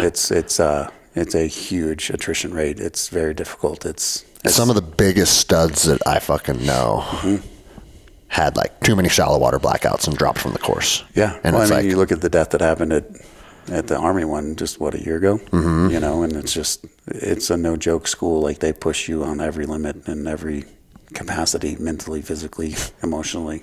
Yeah. It's an amazing school. And like we had a small water confidence course and nothing compared to like what you guys went through, but it's interesting seeing how like the water breaks men in a way that other things don't. Well, you know, you look at our NDOC, man, it's crazy because like people can ruck, people can do a PFT, people can do the obstacle course. They can, you know, do calisthenics until they drop, whatever it is. And, you know, they ruck over a mountain in the sand and that's all great. Put them in the water and you're like, here's a brick, you know, swim to the other side of the pool without the brick touching the water. Yeah. And you're like, there's no way this dude's not passing. And then, you know, 10 feet later, he's underwater and you're like, oh, you're screwed, you know? And, you know, or they put you in a pod and, you know, they're pulling you under just to see how you react, or, you know, they're spraying hoses at you. Like, it's just, you know, you're swimming in camis and you're doing all this weird crap, and that's just the NDOC portion, you know? Yeah. I think that's kind of a little bit more regulated now and changed. But, you know, you go through like McQuist or CWSS or even pre-scuba. Pre-scuba was terrible, you know, like they're doing drown-proofing techniques and, you know, you're swimming with bricks and you're doing all this stuff and you're getting your mask ripped off and you're just like, God, and you're literally just getting spun and twisted up underwater and you have to like unscrew yourself and put yourself back together. And so it's but the thing is, it's like, it's a gnarly like training exercise, but your guys' mission set requires that shit too. It does. Yeah. Do you know a guy named Michael Homan by chance? Mm-mm. He was a Recon Marine. He's about our age, so you never know. But he was telling me about like, not real world training or not real world ops, but like training ops in the Philippines where he's tasked to do a beach survey. Yep. And he's like, dude, I have to swim this grid, and it's pitch black out there. Absolutely. And I have my K-bar out, and I'm measuring the density of the dirt to see if the Amtraks or whatever the fucking you guys' amphibious vehicles are could make a beach landing here. Land there. And he's like, bro, I'll be out. That shit takes hours and hours and hours. Yeah. And you're in the fucking ocean, and you can't even fucking see a foot in front of your face, dude. And it's pitch black out there. Yeah. And I'm like, yep, I'm glad I went to the Ranger Regiment. Yeah. And that's warm, you know what I mean? Like, they throw us in the ocean, in the surf, you know, and you're linked arms, and they're like, well, here's your MRE, have fun at lunch. And you're like, what? Yeah. You know, and then your sugar cookie, and it's just so many things that you think, like, not a big deal, but they just become so uncomfortable, right? Like, you're wet and you're cold and you're tired, and then you're chafed. Like, and then they're like, now sugar cookie. And so for those of you that don't know what that is, it's like, imagine being soaked, going to the beach, rolling, like throwing sand over yourself so you can blend in, and you basically kind of make like a ghillie suit out of sand, and you're covered from head to toe in sand. And you're, you know, just your eyeballs, you know, and you're just like, well, this is going to suck. And then you start doing exercises, and then you get back in the ocean, but then some of the stuff's still grinding on you. And so it's just, and it's all a purpose, right? To continue to expand you and push you to your limits, to make you uncomfortable, and you get comfortable with being uncomfortable. Yeah. You know? That's literally what I said in that ice video yesterday. It's like, you have to find comfort in uncomfortable situations. Yeah. You know? Well, it's the mindset too. Like, so many people quit when they're tired and they're cold. Think, because I was talking again yesterday when I was recording, when we were talking about SFAS, do you think that the mental fortitude you need to go through something like that is something you develop? Or do you think, like, people either fucking have it or they don't, and they're simply just weeding out the men that don't? Man, it's hard, dude, because it's like, if you have it, then you're going to, I tend to, like, my first initial reaction is like, yes, either you have it or you don't. Because, dude, I never even thought once about quitting. See, but not everybody's like that, right? Like, you know what I'm saying? They quit when it's in the gym just because you get some lactic acid in there. Like, well, that hurts now. And you're like, what? Keep going. There's no reason to stop. Or like Jiu Jitsu, or, you know what I mean? Like when I started Jiu Jitsu, like, I'm like, okay, well, do I have to tap? Like, okay, when do I do this? Like, I'm not comprehending this. And so, like, I had to learn, be like, okay, I have to remove my tough guy thing, and this is not the mindset of, we're not going to quit, right? So tapping's not quitting, right? Yeah. So one of my best buddies was like, JayMo, like, tapping's preserving your cool, body. Man. Like, and I'm like, oh, okay. And he's like, dude, I would have ripped your shoulder off. I was like, I don't know, man. Like, dude, did you know Seth Farewell by chance? Sounds familiar. Okay, he was a team guy, one of Johnny's best friends. Okay. He passed a couple years ago, but your energy is identical to his. Yeah. I feel like I'm sitting here with Seth, dude, and it's cool, man, because it's like I said, he was one of my best friends. We were on contracts with Triple Canopy together. Okay. And so, and just one of the guys, you know what I mean? A jiu-jitsu guy. Yeah. But he's exactly like that. Like, what do you mean tap? Like, right? You mean quit? That's exactly. I'm like, oh man, I don't know. Just, okay, I guess I tapped out. That's funny, man. But it's good though. You know, I don't know. There's just so many things that start to ripple, and you start to learn as I think you start to do more therapy. And for me, at least, like, you get out of that robot mode, you know? Yeah. And that's a freaking journey, dude. Oh, well, we're getting into that journey next. It's scary, you know, and, you know, you look at stuff that you do in the military, or just how programmed you are, you know, and you take a step back, and a lot of people actually are like, oh, well, you know, soft guys are awesome, and they do all these cool things like you said earlier, and that's great, and we get to do some cool schools, and, you know, you go to dive school, and you go to jump school, and halo school, and sniper school, and all these cool schools, you know, SEER school, and all this crap. But the reality is that when you take a step back and you kind of detach from that, all that is programming, dude. Like, there's so many programmed into just chaos. Yeah. Like, they're programming you to just get used to being around chaos. Yep. and that's okay. So then when you get out and you're like, why am I not fitting in? Yeah. Because there's no chaos. There's no chaos. But the irony to that is you create your own chaos. Yeah. And so you create these things inside your head and these things in these environments with your relationships and your jobs, and you do all these things that you don't think are going to impact it, and then all of a sudden you're like, well, now I'm up a creek without a paddle. Well, shoot, dude, like this sucks. Bro, I feel like for guys like us that we're used to that chaos for so long, once it's not part of your life, you either have to create it externally or it'll create itself internally.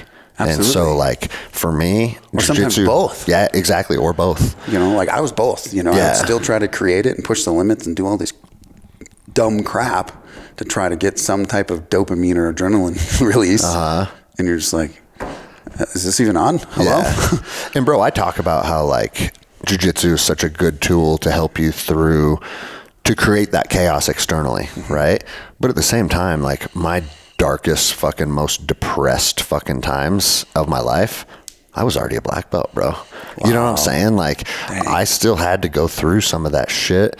And it's like we talked about before we started recording, I found myself parked with my gun in my mouth and as a black belt in jiu-jitsu. Yeah. And then it's like, okay, jiu-jitsu is good and it's a tool and it's beneficial and it can benefit you in a lot of ways in dealing with PTS, but it's not the end all be all either. It's one of the tools. Right. Well, and I think it's so programmed from, you look at Recon or Force Recon or MARSOC or Rangers or Delta or any of the things that are out there, right? Like SF and PJs and stuff. And they have this societal thing of, oh, I'm good.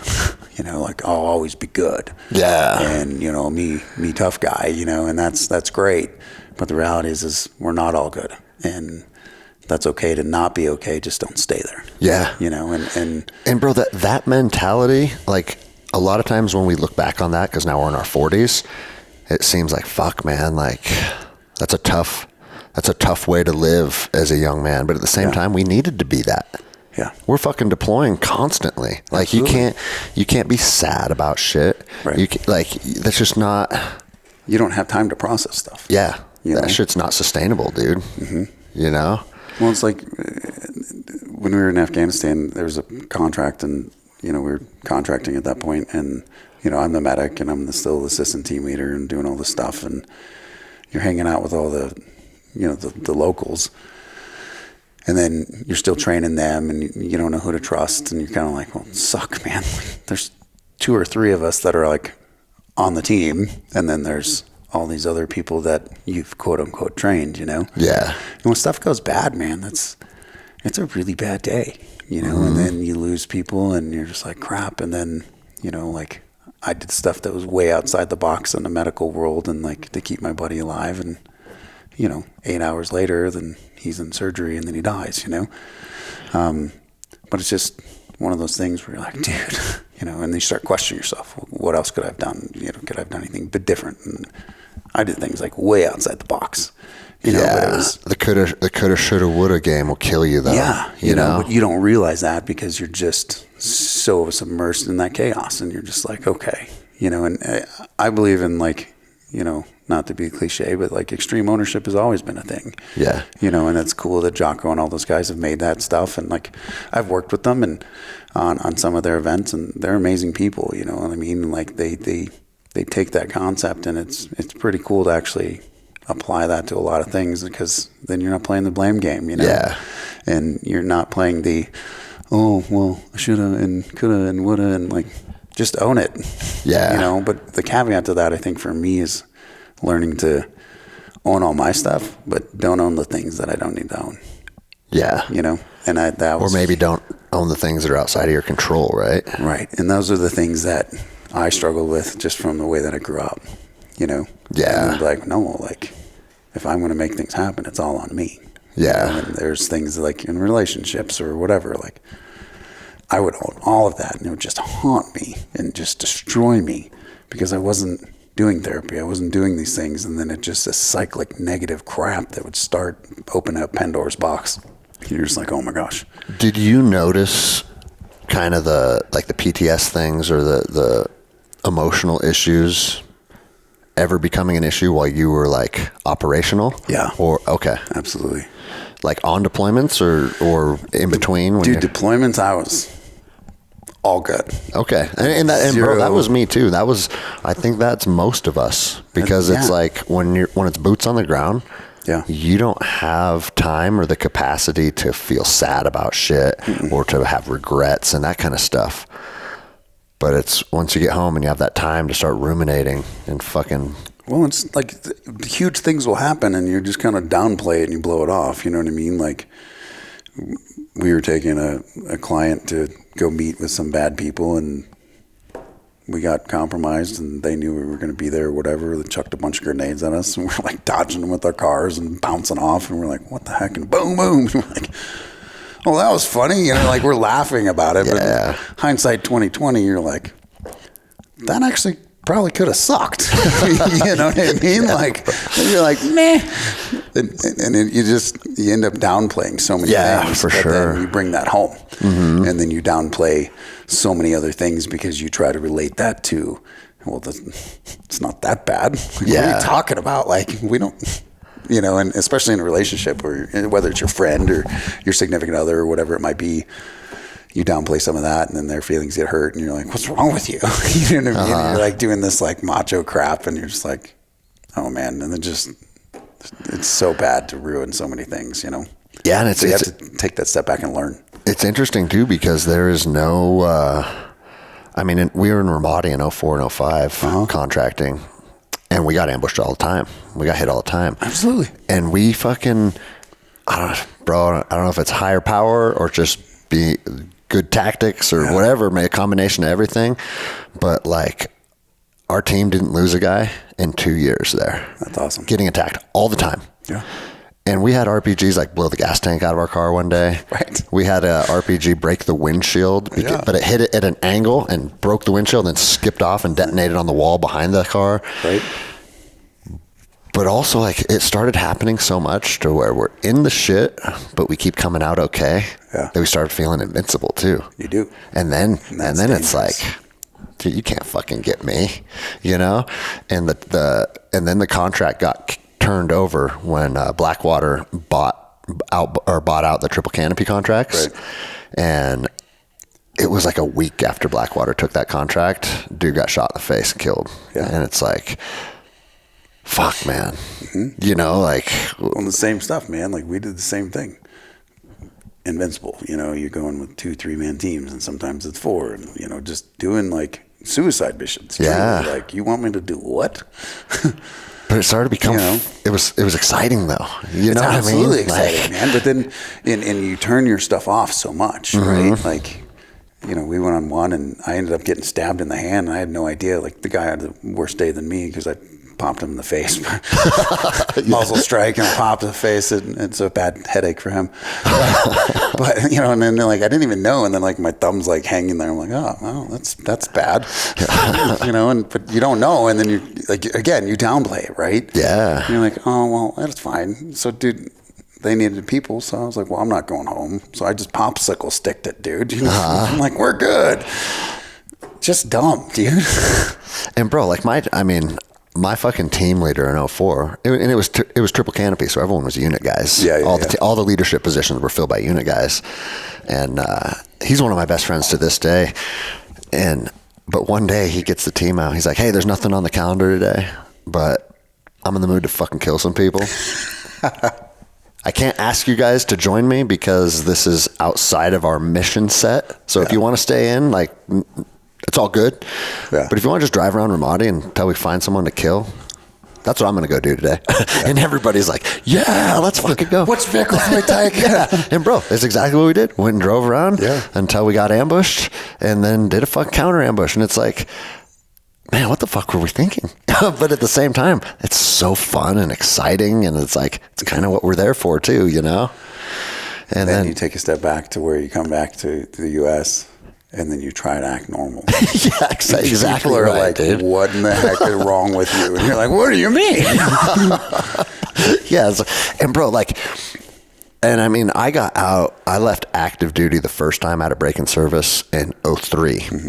And I got home from Afghanistan on August 3rd. and I was ETS'd on August 15th. Oh, wow. So it's That's like hella fast. Yeah, bro. Because I was actually stop lost for a little bit. Right. Because I was deployed. They're like, you're supposed to ETS, but you're in Afghanistan, so guess what? You're not ETSing. You're hanging out. Okay. You know? Cool. Because like most people don't understand, when you join the military, you have joined, it's an 8-year commitment. Right. And it doesn't matter if you have a 1-year, or I mean a 3-year or a 4-year. They can keep you for 8. Yeah. And so when I was deployed, when I was supposed to be getting out, and there was a handful of us, they're like, it was 03. We were in Afghanistan with 2nd Ranger Battalion, and the rest of the regiment was invading Iraq. Nice. And they're like, yeah, you're not getting out. And I didn't know if that meant I wasn't getting out for years. Ever? You know what I mean? And I ended up only staying, I want to say it was like a month or 2 over my enlistment. Yeah. But because of that, that's why they rushed me out, because it's like, all right, you were stop lost, you got home, turn in all your shit and you're gone. Yeah. And it's like, in fucking inside of 2 weeks, you went from fucking being on patrol in the Hindu Kush to signing up for community college classes at the fucking community college. Yeah. And then snowflakes everywhere. Yeah. Right? You're like, what the fuck is this, get dude? into? You know? And that's when People with feelings. Yeah. And then I got a phone call like a couple months later from a buddy that was in my platoon. He goes, hey, there's this company called Triple Canopy, and they said if you're willing to deploy right now, that all you have to do is attend their 3-week selection, and you can make $25K a month. I was like, fucking done, dude. Where am I going? I'm not sitting in college anymore. Yeah. And they had the Triple Canopy had a little like mini 3-week selection in West Memphis, Arkansas. Yeah. And bro, I fell in love with that world. Yeah. And I remember thinking like, I'm going to contract for the rest of my life. This is my calling. But really what contracting is it's what I found it to be is a lot of fun aspects of the military without all the bullshit and the red tape. True. So that's why it was so cool, right? Yeah. But that's also not being gone 6-9 months a year. Yeah. That ain't fucking sustainable either. Not if you want a life. Not if you want a life. My last deployment actually was 2009, and I opened up my email and there was a picture attached from my wife of a positive pregnancy test. And she's like, it's time to put this shit behind us if you want to do the family thing. Wow. And I was like, roger that. And that was my last deployment. You're like, done. And bro, I went from good for you, bro, making contract money to joining the federal government as a GS5 at $47,000 a year. It's just like, you're like, I made this in a month and a half. I know, right? And bro, like that's always in the back of your mind. I could leave tomorrow. Because you start doing stuff by days. You're like, all right, $1,000 a day. Yeah. And remember, it's like, if you wake up in Iraq, it's $1,000, right? Even the day you're flying home, like I woke up in Baghdad, $1,000. Yes. And that's a hard fucking thing to walk away from. It is. Because your lifestyle just inevitably, I mean, I wasn't one of those contractors that was just completely reckless, but how many guys do we know? What about Jason Morrison? You know Jason Morrison? I do. Okay. So Jason Morrison was on my team with Triple Canopy and fucking bought a mansion in Estes Park, Colorado. Dude, he built that log cabin. That's what I'm saying, yeah. That thing is gigantic. And it's like, okay, we're making good money now, bro, but that ain't sustainable. And it wasn't, right? He ended up losing that. But like, fuck, man. The other side of it, though, is He's like... an amazing person. Bro, yeah. Me and Elvis go way back, dude. So many guys that were not only making good money, but bro, we were getting attacked every day. So why would you be fiscally responsible? I'm probably getting blown up tomorrow.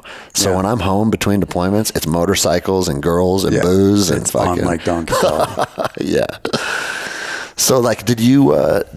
What year did you actually become operational as a Recon Marine? Let's see, wasn't it right with Jay?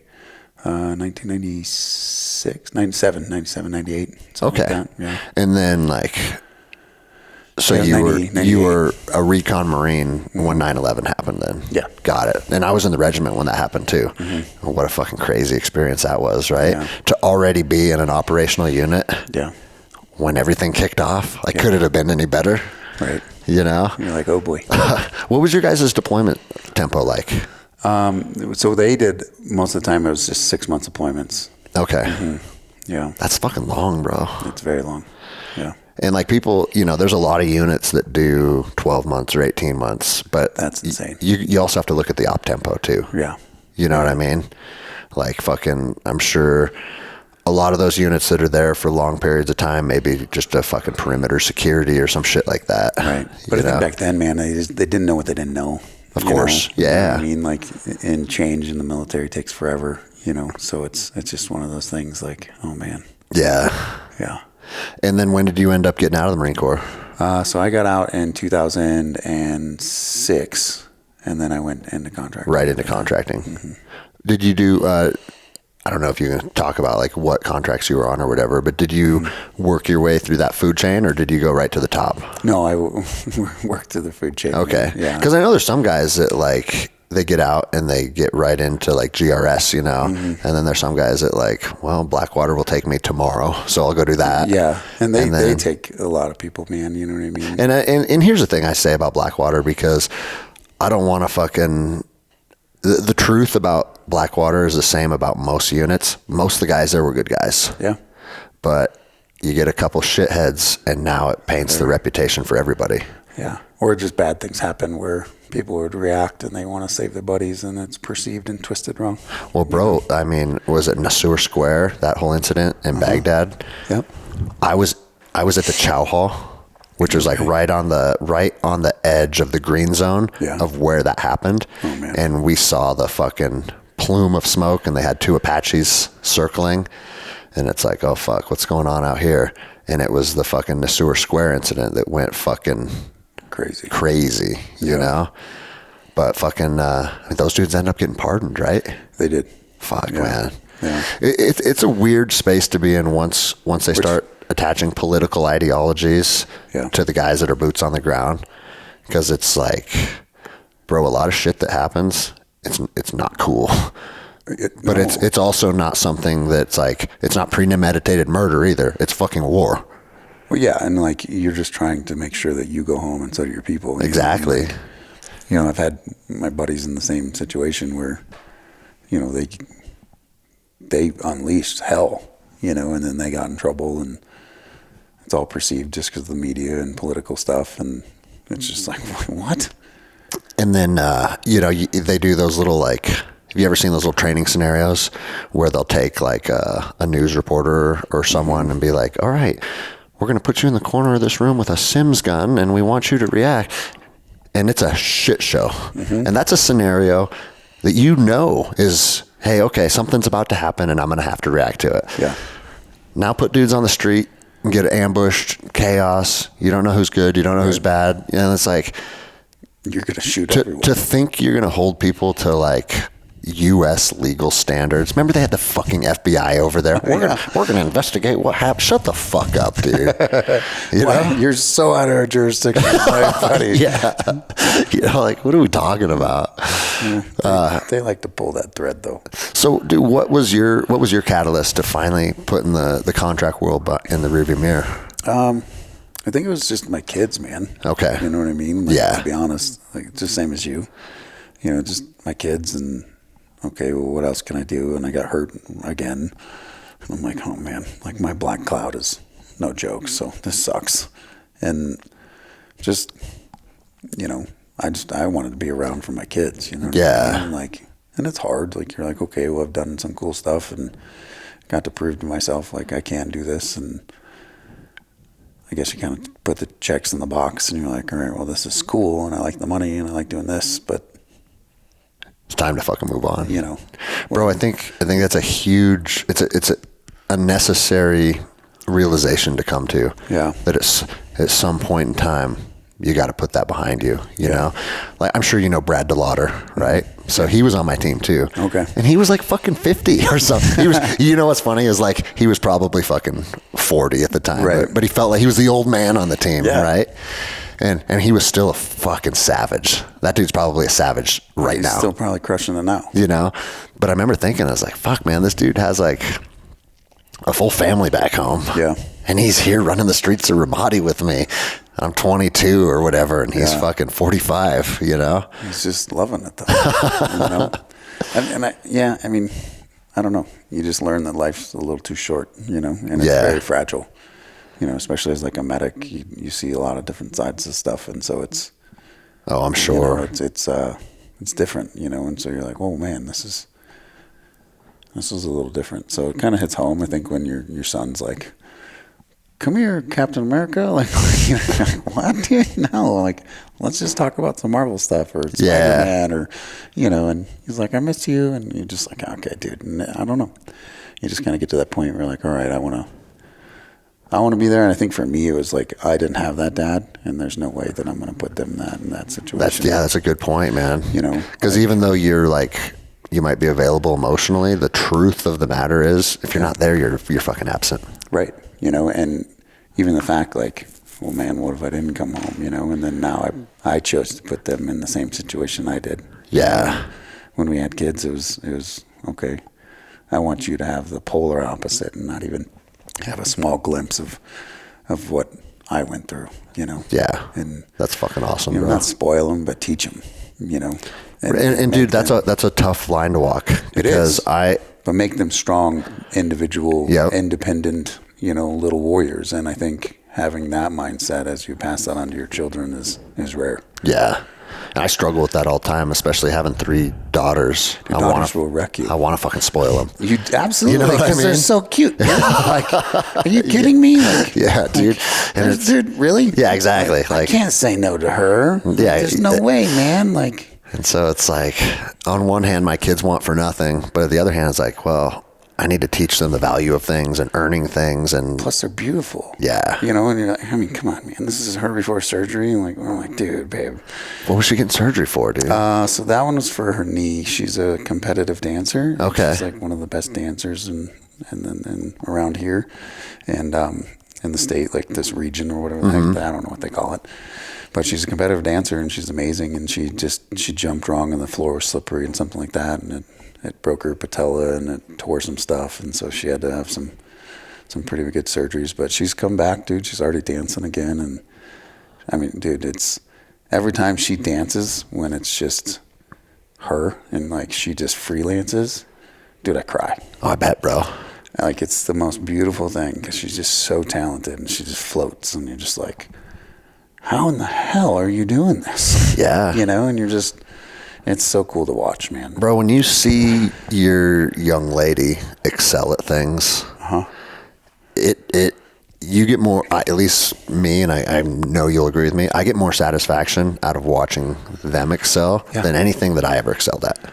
You know what I'm saying? Yeah, like it touches you in a different way. Absolutely. We just went to a recital again for her and her sister, you know, which is cool because like I got pictures of the older one teaching the little one in a corner, and it's amazing to watch their relationship just with dance. I don't understand dance. I'll dance with them. I'll do your little ballet stuff. And, yeah. I look like an idiot.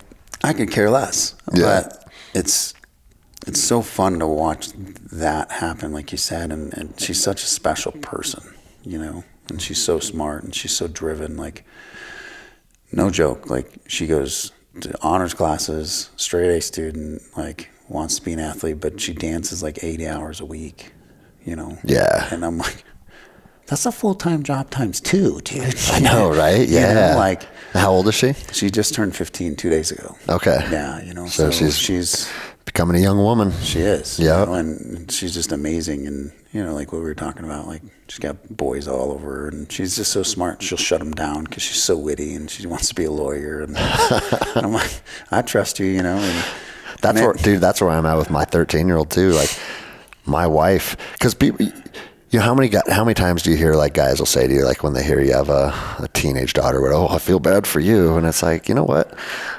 Don't feel bad for me. I fucking love it. All. You know what I mean? And the fact that there's going to be young boys trying to fucking get in their pants, welcome to being a teenager. Yeah. So equip them. You know what I mean? And she shuts so many people down. Yeah. She'll bring dudes around and like my radar will come off, but I don't say anything and I'm not going to treat them like dick. You know what I mean? No, I know. I'm the same. I'm just going to be like, cool. I will stare into your soul. You know, and scare the crap out of you. You know I told my oldest, I was like, all right, once you officially start dating, I'm not going to kick the crap out of them, but they have to come to the gym and do a round with me. That's it. Right. And I'm not going to hurt them, but they're going to feel. they're going to know. And they're going to know. Well, that was my deal with her. Like she doesn't do jiu-jitsu anymore, but I said, you got to give me 2 years. 2 years of jiu-jitsu. And then that way, at least you have a base. Of course. Of being able to protect yourself from all the pedophiles and from the predators that are out there. And people that think that they can take this tiny little beautiful young lady and take advantage of her, you know, and that's a huge passion for me. Like trafficking crap, dude. Like, oh, bro. Oh, man, dude. Like that's a whole new podcast, dude. Because, you know, like I get to work with a man that's actually over here and that's what they do. And it's amazing. And, you know, it's Victor Marks and his whole group, like, being part of that team has been the biggest blessing ever, and they're just amazing with what they do, and they help traffic victims and trauma victims, and you know it's interesting because it's helping them, but it also helps you. Yeah, for sure, bro. You know, no, that's awesome. They do it through jiu-jitsu, and they do it through knife fighting and shooting guns and empowering the women instead of, you know, let's just talk about feelings. Yeah. You know what I mean? And dude, I say it all the time because like me and Lappin, we run our Guns and Geese course, right? And it's a 3-day immersion course of shooting and grappling. Yeah. And I'm open with people. I'm like, if you suck at these things today, you're going to suck when you fly home Monday morning. Yeah. Like you can't get good at something in 3 days, but we can build a foundation. But you'll have the skills, the tools to build on it. And then as I tell people all the time, because we have a lot of women attend that course, and I'm like, it's not, you know how your jiu-jitsu is going to save you? It's not that some guy's going to grab you and you're going to put him in a Kimura and reverse him. Right. The way you fucking walk, the way you look at people, the confidence that you gain as you become a more capable woman, they're looking for the weakest link. Absolutely. Your jiu-jitsu is going to save you because when they do their assessment of you, they're going to scan right fucking by you. Something's different about her. Exactly. You know? Right? And it's the same with like little dudes. You know, like it's so interesting. Like my son, he's 13 now, and he's been doing jiu-jitsu for like 4.5 years or something like that. And it's like he's that kid that just is naturally, you're like, how are you doing this? You know, like he's just that savant. Like, and this is not just me talking to his dad. Like, well, bro, I always joke, like, we always think our kids are the best, right? But I humbly will say, like, you aren't. You know what I mean? Like, I want somebody to be better than him, and you know, obviously there is, which is great. But dude, he's good. Like, he's a natural at what it is. Like, there's stuff that like I'll get taught, and I'm like, I'm lost in the sauce. Like, what are you talking about? And he's like, Dad, you just have to do this. And like, he loves competing, and you know, he's won the world championships twice, and you know, he goes to the IBJJF stuff, like the Jiu-Jitsu Con, just crushes. Dude, that's one thing I see in the kids is it's crazy. Their comfort in competing. They compete for a little bit. It just becomes normal to them now. Well, dude, all he wants to do is follow in Cole Abate's footsteps. Completely, you know, and Cole's actually really cool to him. Cole talks to him all the time. You know, they've met, they've talked, you know, like it's pretty amazing to watch. Like before even Cole became like a huge, you know, icon as a, you know, before he went to Arts Jiu-Jitsu, he still lived in Texas. Like they started talking, became a friendship. Like he sent him videos on his birthday. Like, hey man, like keep doing good. Like it's just cool to watch their relationship. Dude. And, you know, saw him at ADCC and, you know, like all these different things where the kid doesn't have to do that to my son, but it's one of those things where it's just passing on that thing where it's that drive to, because that's what my son wants to do. Like, and he loves training. I tell people all the time that one of the most unique aspects of the jiu-jitsu world is you can pick your favorite athlete. And like for me, dude, I was on Buchecha's team for fucking 2.5 years. Nice. I rolled with Buchecha nightly. That was the Michael Jordan of jiu-jitsu, right? Yeah, dude. And it's like, if you're a basketball fan, you can't go get a one-on-one with Michael Jordan. You know what I mean? Like any professional sport, the athletes are pretty inaccessible, except jiu-jitsu. It's like, you want to go train with Andre Galvao? You want to go train with the Mendez brothers? Like, whoever is your GOAT or whoever you think is fucking like someone that you respect or you want to emulate, fucking go sign up and train with them. Did you ever see that at ADCC? You know, obviously that's where you and I met when we were there. But then it was I don't think it was Flo or whoever was doing it. It was that picture of Buchecha and the kid. They were taking a selfie. Like it was everywhere. That's my son. Okay. Like, yeah. So it was like, he's like, I got to meet Buchecha. And like, I'm like, oh, dude, this is cool. You know, because we got to sit right in the front row, and it was just in awe and like, holy crap. You know? Dude, Boucher's is a personal friend of mine. Like, we should put something together where I'll have Marcus send him a video text or something for his birthday or something like that. How cool would that be? His crap. And he loves that stuff, man. And he watches it all the time. Like, he's the kid that, I'm not kidding you, like, there's these motivational like songs and stuff, like talk about mindset and different stuff. Like, he listens to that crap to go to sleep. And he wakes up and he does push-ups and he, you know, does positive affirmations, and then he'll watch his losses thousands of times. Oh, just what did I fucking do wrong? And he's like, I will never do that again. And you know, and I'm like, he's just that driven. It's like a whole different monster of. That is why, like, you know, when we think that a sport or you know, a run or whatever this is the pinnacle. Mm-hmm.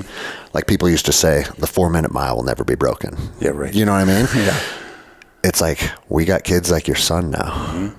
You know, like, what were we doing at 13? I just found my dick. You know, you know what I mean? I was like, oh, this is cool. Look at that thing. And he's fucking working out. Yeah. Probably concerned about his nutrition. Oh, dude. Positive affirmation. Like, I didn't know what an affirmation was until I was 35 years old. Thank you. You know what I'm saying, Very dude? Much. And it's like, that's why the next generation always outperforms, is because it's like, they start having an understanding of what the path to success looks like younger and younger and younger. I mean, look at the fucking Rotolo brothers, bro. See, and it was cool. It was interesting because when I was in California for treatment and I was with Johnny, I went surfing and I learned to surf, and I saw a Thai out there and I was like, dude, what's up? And so him and I are sitting on a surfboard and I'm talking to him and I'm like, dude, this is crazy. Like, I just watched you fight at ADCC, and it was like, my son loves you, dude. You know, and so we're talking about him and like how he started, and it was just such a cool, like, random, I can't believe you're in this giant ocean sitting next to me. Yeah. You know, and just to watch them, they're so incredible, but it's amazing to me because they feed off each other. Bro. You know, and then that's what I got to talk to my son, because his training partner is a little older than him, but they're both phenomenal. Like, Trey is a phenomenal young man. Like, his dad was a Recon guy. Okay. You know, and so it's interesting to see kind of like, what do we try to pass on to our kids mindset wise? Yeah. You know, instead of just the crap, and to see what sticks, and those two feed off each other, and it's amazing. Like, bro, they keep each other accountable at 12 and 13. I was just going to say, if you look at a lot of the greats in jiu-jitsu had that accountability partner. Yeah. Like the Miao brothers, the Mendez brothers, yep. the Rotolo brothers, like the Saulo Ribeiro and John G. Ribeiro, like a lot of people at the pinnacle of jiu-jitsu had that in-house accountability partner their whole life, right? So even though it may not be his brother, the fact that your son has found that in someone, I think that's key. And also someone like, hey, bro, meet me in drill for the next 2 hours. They're best friends, dude. You know? They're best friends. They're like, hey, I worked out. Did you pay your dues? You know? And like, they have this Instagram group chat, and there's even a kid on the East Coast who's a wrestler, and they tried to like lift him up a little bit because his home life's not awesome. And so then, like, now that's just become this group of wrestlers and jiu-jitsu dudes that, you know, keep hey, each other I did accountable. this, and we're doing this, and we're doing that, and like, it's amazing, like, because I can read obviously their chats, and I'm like, damn, dude, like, the stuff that they fuck around, don't get me wrong, they're like, of course, they're 13-year-old boys, like, dude. Titties. You know, I'm like, oh man, like, I didn't read that part, but you know, and it's just, they're 13-year-old boys, but it's still, you know, and Trey's 14, I think Brandon, is 14 or 15 or something like that, but there's a cool age range. Yeah. But it's amazing to watch them influence each other. And how cool is that? Because, like, I mean, I always say the internet can be the most toxic place on planet Earth. Yeah. Or it can be a super powerful fucking tool. Well, and like, they're using it for good, you know? True. It's like, fucking cool. We don't have Disgrace Book, you know, but they have Instagram, because you can't like code the pictures and all the stuff. You can't figure out where that weird stuff, right? But it's interesting because he follows all these positive people, and it's, you know, he follows all the jiu-jitsu people and wrestling guys, and, you know, he's got to train, you know, Olympians, and just because we're here, you know, this is where they all are. And it's interesting to watch, like, how many people pour into my kid, and I'm so grateful.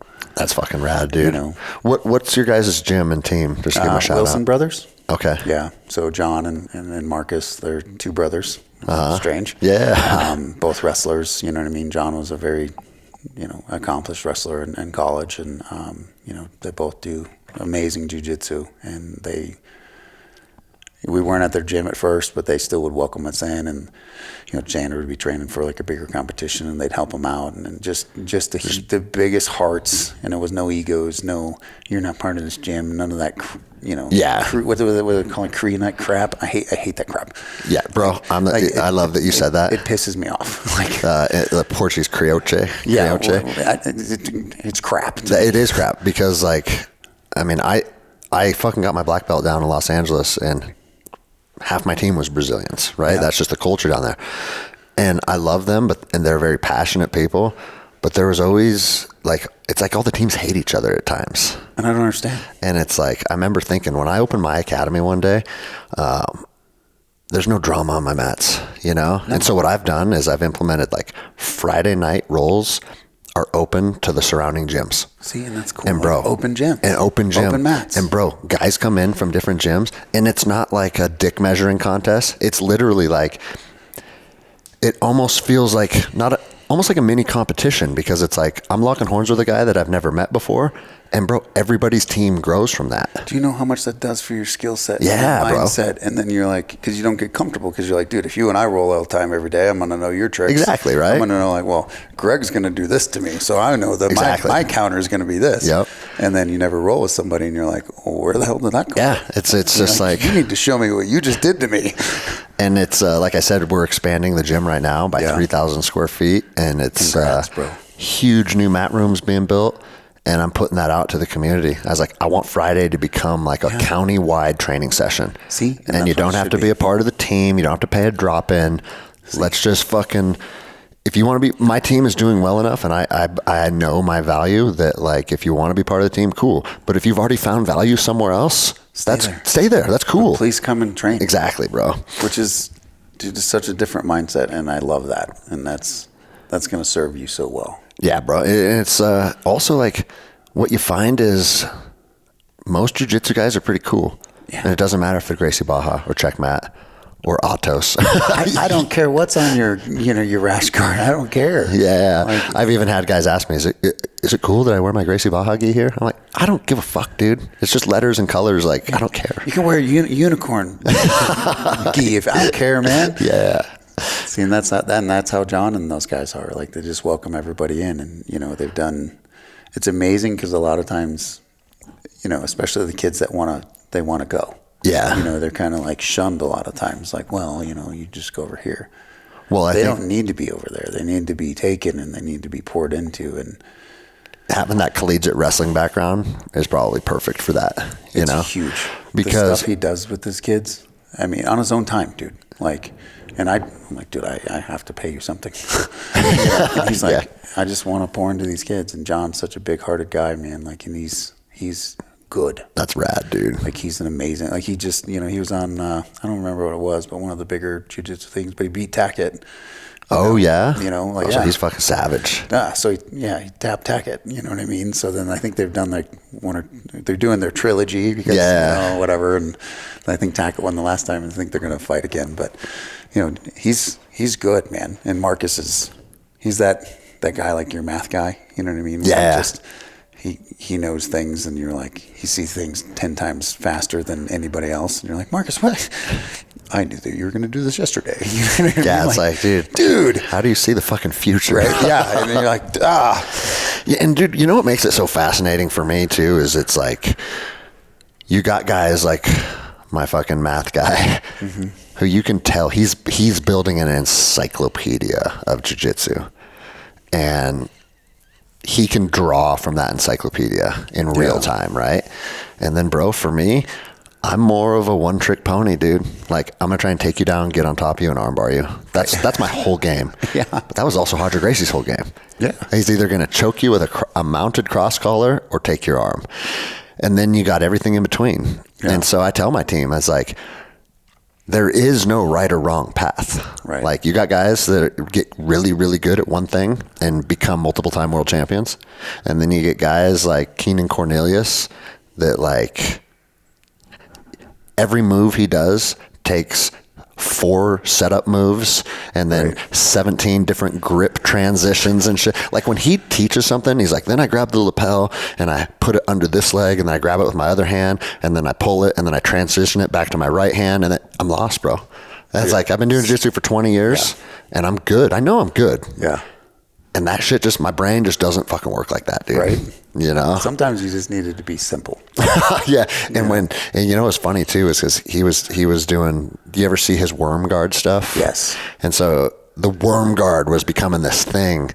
And then him and Buchecha met at like either Worlds or Pan Ams. And I was like, this is where everybody learns about how much bullshit worm guard is.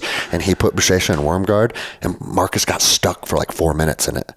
Oh, wow. And I'm like, what the fuck, dude? I can't do anything to Marcus, anything. He passes my guard. If Marcus wants to pass my guard, it's passed in 1 second. Jeez. Like, he makes me feel like I've never trained a day in my life. God. And then I saw him get tangled up for a while, and I was like, okay. It works. It works. It's real, you know? And Marcus ended up passing. Marcus is the king of winning when the clock's running short. Yeah. He looks up, he sees a minute left, and he's like, it's on. fucking on. Yeah. And that's what he did on that match. But it just still explodes. Yeah, bro. You know? That fuck trying to slow that 250-pound athlete down is almost impossible. Well, that's what Xander loves. Like, he's just like, I love when he explodes. Yeah. And I'm like, cool. For him to be actually sit and talk to him, like, and Marcus didn't just blow him off. Like, he got to sit and talk to my son for like 5-6 minutes. Now, Marcus is a very genuine person. And he did. He asked him how he's doing, like, how's jiu-jitsu, like, what's your strengths, like, do you have like questions, like, what can I help you with? Like what? You know, and it wasn't just like, hey, take a selfie. Like, he actually, you know, it was cool. Like, dude, put my arm around a kid and he just kept talking to him. When we're done here, make sure you text me. I want that picture that he took with Marcus. Okay, sounds good. And then text me his birthday. All right. And then I'll send that picture to Marcus. Like, hey, remember this kid? Yeah. This is his phone number. Send him a fucking birthday text, dude. Dude, he will fucking listen. That'll be cool, man. Yeah. Yeah, ask him to, like, because his birthday's not till July. Mm-hmm. Just tell him to send him one for Christmas. Christmas? Yeah. All right, I got you, bro. That way, that like it's soon. It's soon, yeah. And that way, he's gonna be like in Christmas mode, and then he's like, "I gotta train." All right, yeah, bro. Fuck yeah, done. Thank you. See, another jiu-jitsu tangent. I fucking love it. Yeah. I always say to the listeners, like, I'm not going an episode without talking about jiu-jitsu. Well, you can't, man. So if you don't like it, go listen to something else. But if you listen to fucking Andy Stump or Jocko or Rogan, guess what? There's a good chance. Jiu-jitsu. It's a good chance jiu-jitsu's coming up. Yeah. So. Well, it's interesting because you go through like the martial art program with the Marine Corps, and like I did all that, and that was like really my first exposure to like ground fighting. Mm-hmm. You know, and I was like, okay. And then they have like the mixture of Krav, and like I love Krav. You know, like did all that, became an instructor. Like that was sweet. But again, I don't like getting fucking hit in the head. Like I'm good. Yeah, I don't need bro. to go through some gauntlet anymore. And then like that's when my son got into it, and I was like, well, I'm gonna start doing it with him. You know, and bro, that's such a powerful tool, or just a powerful thing to experience as father-son, or in my case, father-daughter. Half of my new members, adult memberships, are parents that watch their kid train for a month or two. And bro, it's like a fucking record being put on repeat. I'll have a dad come up to me and be like, hey, I'm fucking 43, man. Like, it looks cool. I see my son out there. I feel like I'm fucking too old, though. Like, do you think there's something I could try? I was like, motherfucker, I know dudes that have started at 67 years old and got their blue belt before 70. Right. Like, this is life, you know? You're as young as you're going to be right fucking now. Yes, and there's like those 80-years that get the black belt, and you're like, dude, that's so cool. It's fucking rad, bro. Yeah. And I mean, it goes into a lot of stuff what I talk about with like PTS and veterans and struggling to find happiness in a transition. Bro, you got to have a goal out in front of you, and you got to be living. And if you're looking in the rearview mirror and you're worried about who you used to be, or you think, you know, back when I was a Recon Marine, that's when I was at my pinnacle. Well, then that's a self-fulfilling prophecy, and that's going to be the best version that you ever will fucking be. Right. Or you can say, or you're shortchanging yourself. Hey, you know what? That was cool when I did that. I mean, I'm 42 now, and I still think like my fittest, most badass version of myself is in the future. Am I lying to myself? Maybe. I don't fucking know, but I don't care either. See, but I don't think you're lying to yourself at all, because it's whatever your mind thinks is what's going to be created, right? And so if you put those limitations on yourself, then you're screwed. And bro, I think about this a lot. Like, my 42-year-old self would beat the fuck out of my 25-year-old self. Well, bro, it wouldn't even be competitive. Yeah, well, think about it like you're this, and then you train with like 20-year-olds, and you're destroying them. Exactly. Not just in jiu-jitsu, but like whether it's athletics or whatever it may be, and they're like, "What's wrong with you?" You know, just because you've built that foundation of training, and you know, like I train twice a day. Yep. You know what I mean? Like, and that's at work. You know, and if it's a normal day off, then it's train twice a day, and then it's jiu-jitsu, or you know what I mean, like something. Yeah, we're gonna do something. I'm gonna do some type of role. You know what I mean, and like, or even a walk. A lot of days, I walk too. Like, a walk. I get a walk in today because it's like it's active recovery. You know, well, it's walking and stretching. Right? Yeah. For me, like walking and stretching, and still doing like some abs. You know, just core exercises. Yep. That's a workout where people don't think that, but then you can go do the hard one after that. Yeah. And then like the intense one where people are like, I don't want to do that. Dude. But it's good for your mind. Like that's what I think is when I work out, like how can I push my mind today to the point where my body wants to stop and my mind says, oh, hell no. And isn't it weird how after doing this shit for fucking 25 years or whatever it's been, it's still the same. Like there's still that fucking voice inside of you that's like, fuck, here we go. Well, I talked to one of my buddies is Rudy Reyes, you know, and so he's just a phenomenal, like, savage human being. Oh my gosh. Like you look at him and you're like, dude, you're 50. What? Like, yeah, I know. He's just raw, you know, you're like, holy crap, bro. Like, what did you eat? Yeah, whatever you're eating, give me some. He's just ripped and he's huge and he's just such an amazing human, and he takes the time to actually, you know, process stuff with his head, and he pushes that onto other people, you know, and it's just an inspiration to see things like that where, you know, if you have those doubts in your head, like, well, you know, like what we were just talking about, like, am I lying to yourself? I don't know. Like, to me, that's kind of like a doubtful question, right? Like, yeah. Well, no, I don't think I'm lying to myself. And then, but if you have those doubts that creep in or those questions, and then you look at people like Rudy, you're like, holy crap. Like, well, you're older than me. And you're savage as fuck still. And you're just a monster. And I think the time frame and the perception of society is like, oh, well, once you're 30, then all that BS. Bullshit, my metabolism goes down. Yeah. I'm 40. No, what happens is your brain shuts off. And your activity level goes down is what happens. Because you turned your brain off, right? Like everything happens the 6 inches between your ears, and it's all a choice. A choice is every single day. And discipline equals the freedom of what you want to do. Nobody's always motivated all the time. Like that's just a crock of crap. Like I'm not motivated. This morning I wasn't motivated after not sleeping all night. Like I wasn't motivated to go in that gym before you got here, and I was like, oh man. But discipline is the thing that separates people, right? And that's the thing that where you're 40 and you're 50 and you can still be a savage and you look like you're 20 because you still have abs and you're still muscular and you're doing all these things that 20-year-olds don't do because they want to play freaking video games. Yeah. Right? And bro, for me, you see like the next generation of guys that are in their 50s. Yeah. You look at like Cam Hanes and Rogan and Jocko, and it's like, oh, maybe we can be savages till we're 80. You know what I mean? Like, at what point do you start to diminish? Because, dude, those dudes are fucking killing it still. You know? Cam Hanes is fucking running a marathon every morning. Like, come on. It's crazy. Like, you know? Dude, that's a lot. Yeah, of course it's a lot. But then did you read his book by chance, Endure? It was a good book, man. Because Cam Hanes is just a normal dude. Yeah. He doesn't put himself on a pedestal. He doesn't feel like there's anything special about him. And it's like kind of the theme of the book. It's like, there's nothing special about me. I just have committed to putting in the work, and not putting in the work is not an option. See, and like being around Jocko, like I've gotten that opportunity a couple times, and he's so humble, man. You know what I mean? And you're just looking at this guy and you're like, you are a Neanderthal. You are just a monster of a human. And then he's just so humble, but he's still like, you know, he's still disciplined to get up that early and still does his stuff and still does it. And then the cool part is the ripple effect on his whole entire team. It's amazing what it does. So, bro, we went to a Jocko speaking engagement, and I've never like talked to Jocko or met him on a personal level, but he said, hey, after I'm done speaking, if you want to come and say hi to me and shake my hand, I'll be in the lobby. And I was like, fuck yeah. So me and my wife went there, and literally like there's a million people that want to shake his hand and say hi. So instead of trying to fucking bend his ear on something, it's literally just like, hey man, good, cool fucking presentation tonight, fucking blah, blah, blah, whatever. And then one of his aides was this young girl that was like helping coordinate the event or whatever. And we start talking to her and she goes, what's her name? I don't remember her name, dude. But she goes, do you know, she goes, Jocko does this literally every single night.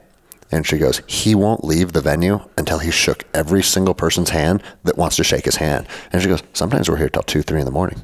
Yeah. And she goes, this is nightly for us because like he puts that kind of value because people fucking come give their fucking hard-earned money to listen to him speak and dedicate time of their day to fucking come down there. He wants to reciprocate that value. And how cool is that, bro? When he's so passionate about it. And I think that's a thing that differentiates a lot of people in the warrior sense of like, they're not passionate about anything. Mm-hmm. You know what I mean? They go through this Groundhog Day. Well, and passion is mistaken a lot. Yeah. Right? Passion can be taken to anger. Passion can be taken to lots of different stuff. But he's so quiet and humble and just passionate about helping people. It exudes everywhere. And the cool part is it's not just him. It's Leif. It's JP. It's Cody. Okay, yeah. Joe, like all these people that are on his team, it trickles down. Yeah. And it's amazing to watch. And that's like a real indication of authentic leadership. Absolutely. You know what I mean? And it's, and some people give him crap for stuff that it is, but the reality is once you actually witness it for yourself, it's phenomenal. Oh, bro, the weird thing is like people will take an opportunity to shit on people. It drives me crazy. For anything. Like I've become friends with Mike Glover over the last 6 months or whatever. And he seems pretty cool. Bro, he's rad. He stayed the night at my house. He brought his girl over. Me and his girl and my wife fucking sat up for hours shooting the shit. Well, he's blunt. He's not afraid to say things that most people won't say. You could sit here just like we're doing and talk to Mike for hours. He's cool as fuck, right? And then you read the comments of his shit, and there's all kinds of people that are always fucking coming after him because of this gun thing or that drill or you showed this that way. And it's like, bro, why are we always trying to eat our own? You know what I mean? Why can't people be happy for other people's success? That's right, It drives me crazy. It takes nothing away from you. Like, why can't you just be happy? Like I specifically, like with my new guys, like I'll take pictures of them training and I'll post it on Instagram. Be like, hey, great job today. Not just because he needs an attaboy, just because I believe that like that's going to be the things that's going to be different, right? Like be different, be the change that you want. Like so many people are afraid to give somebody a genuine compliment because it's either going to take wrong or gold stars or any of this weird crap. Like I don't agree with that. Like you can give somebody a genuine compliment and still empower them to do better, but still be in their butt. For sure. What I mean? Like, dude. And for me, like, and hold them to that standard. That's one of the biggest keys to leadership that for me, like I never ran fucking platoons or companies or anything. I was a team leader for a while in the regiment. And then I was also a team leader in the contracting world. And you're in charge of fucking 8 dudes or whatever. Mm-hmm. But that was once you learn how to, like, if you authentically care about those people and they feel that and they know it, then getting on their case about things that they need, that need to be brought up. Mm-hmm. Man, they actually welcome that. It's actually, they appreciate that. They want to do better for you. Exactly. Because you're not hiding behind a rank or a title or this crap. It's because they actually know that you care. And a lot of leaders are just fucking filling a billet with their rank. It's like... Yeah, the kids that got beat up in high school and bullied, and so they want to give it back, and they're like, me in charge. Yeah. What? And bro, I'm here to tell you, like, and I'm sure you've experienced this, just being who you are and carrying yourself, how you carry yourself. When I went into law enforcement and I worked for 2 different agencies, like, you're a leader the day you walk in there. Yeah. Because people know. Like, okay. And I remember like leaders that were those sour fucking bitter motherfuckers that talk to people like they're a fucking dog. Mm-hmm. They don't talk to guys like us like that. No. Ever. Tunes change. The tune changes instantly. Yep. And I remember that used to irritate me. And it's like, hey, you're being super fucking nice to me to the point where it almost feels like you're sucking my dick. But I saw how you treated fucking deputy whoever. You know what I mean? And it's like, this is just because you're insecure is what it is. Absolutely. You could talk to everybody like you're talking to me right now, And the whole office would fucking be elevated from that. Your entire environment changes. Yeah. Right? Like, you don't have to talk down to people. You can get into people's butt and hold them to a higher standard, but you have to explain why. Yeah. You can't just get into the butt. Like, if people don't know the why, they're not going to do anything, and they're not going to understand. It's not going to stick. And bro, I had a team leader when I got to regiment that was one of those guys that just fucking, you're duck walking up and down the fucking hallway, go get your 2 quart, and smoking you for hours and just fucking thrashing you and yelling at you. And that became normal for a while. Yeah. To the point where you couldn't smoke me anymore. You know what I mean? Like, yeah, you want to fucking make me do push-ups for the next 2 hours? Okay. Whatever, you know? But now, on one hand, that develops a certain mentality that I think is good to have inside of you. For sure. But we got a new team leader, and you know, the current one had ETS'd, and the guy that came and replaced him, and I don't remember what I fucked up, and I've told this story on the podcast before, but we fucked something up. Mm-hmm. The privates in the squad did something wrong or whatever. He came in the fucking squad room, and he shut the door. And we're like, all right, we're getting smoked. You know what I mean? It's time. Let's get this on. And he goes, everyone sit down for a second. And he goes, listen, I don't know how things have been on this team because I'm the new guy, right? He goes, but what you guys just did made the team look bad. And he goes, and I'm a member of your team now. So I also look bad. Mm-hmm. So we're all in this together, and we look bad as a team. I don't like being part of teams that do things that make the team look bad. Let's never let that fucking happen again. Turned around, walked out, and shut the door. You're like, bro, all the privates on the squad room were like, it was like a dagger to the heart, dude. you're like, I just made dad sad. Yeah, exactly. But sometimes you need that. Making dad sad. Yeah.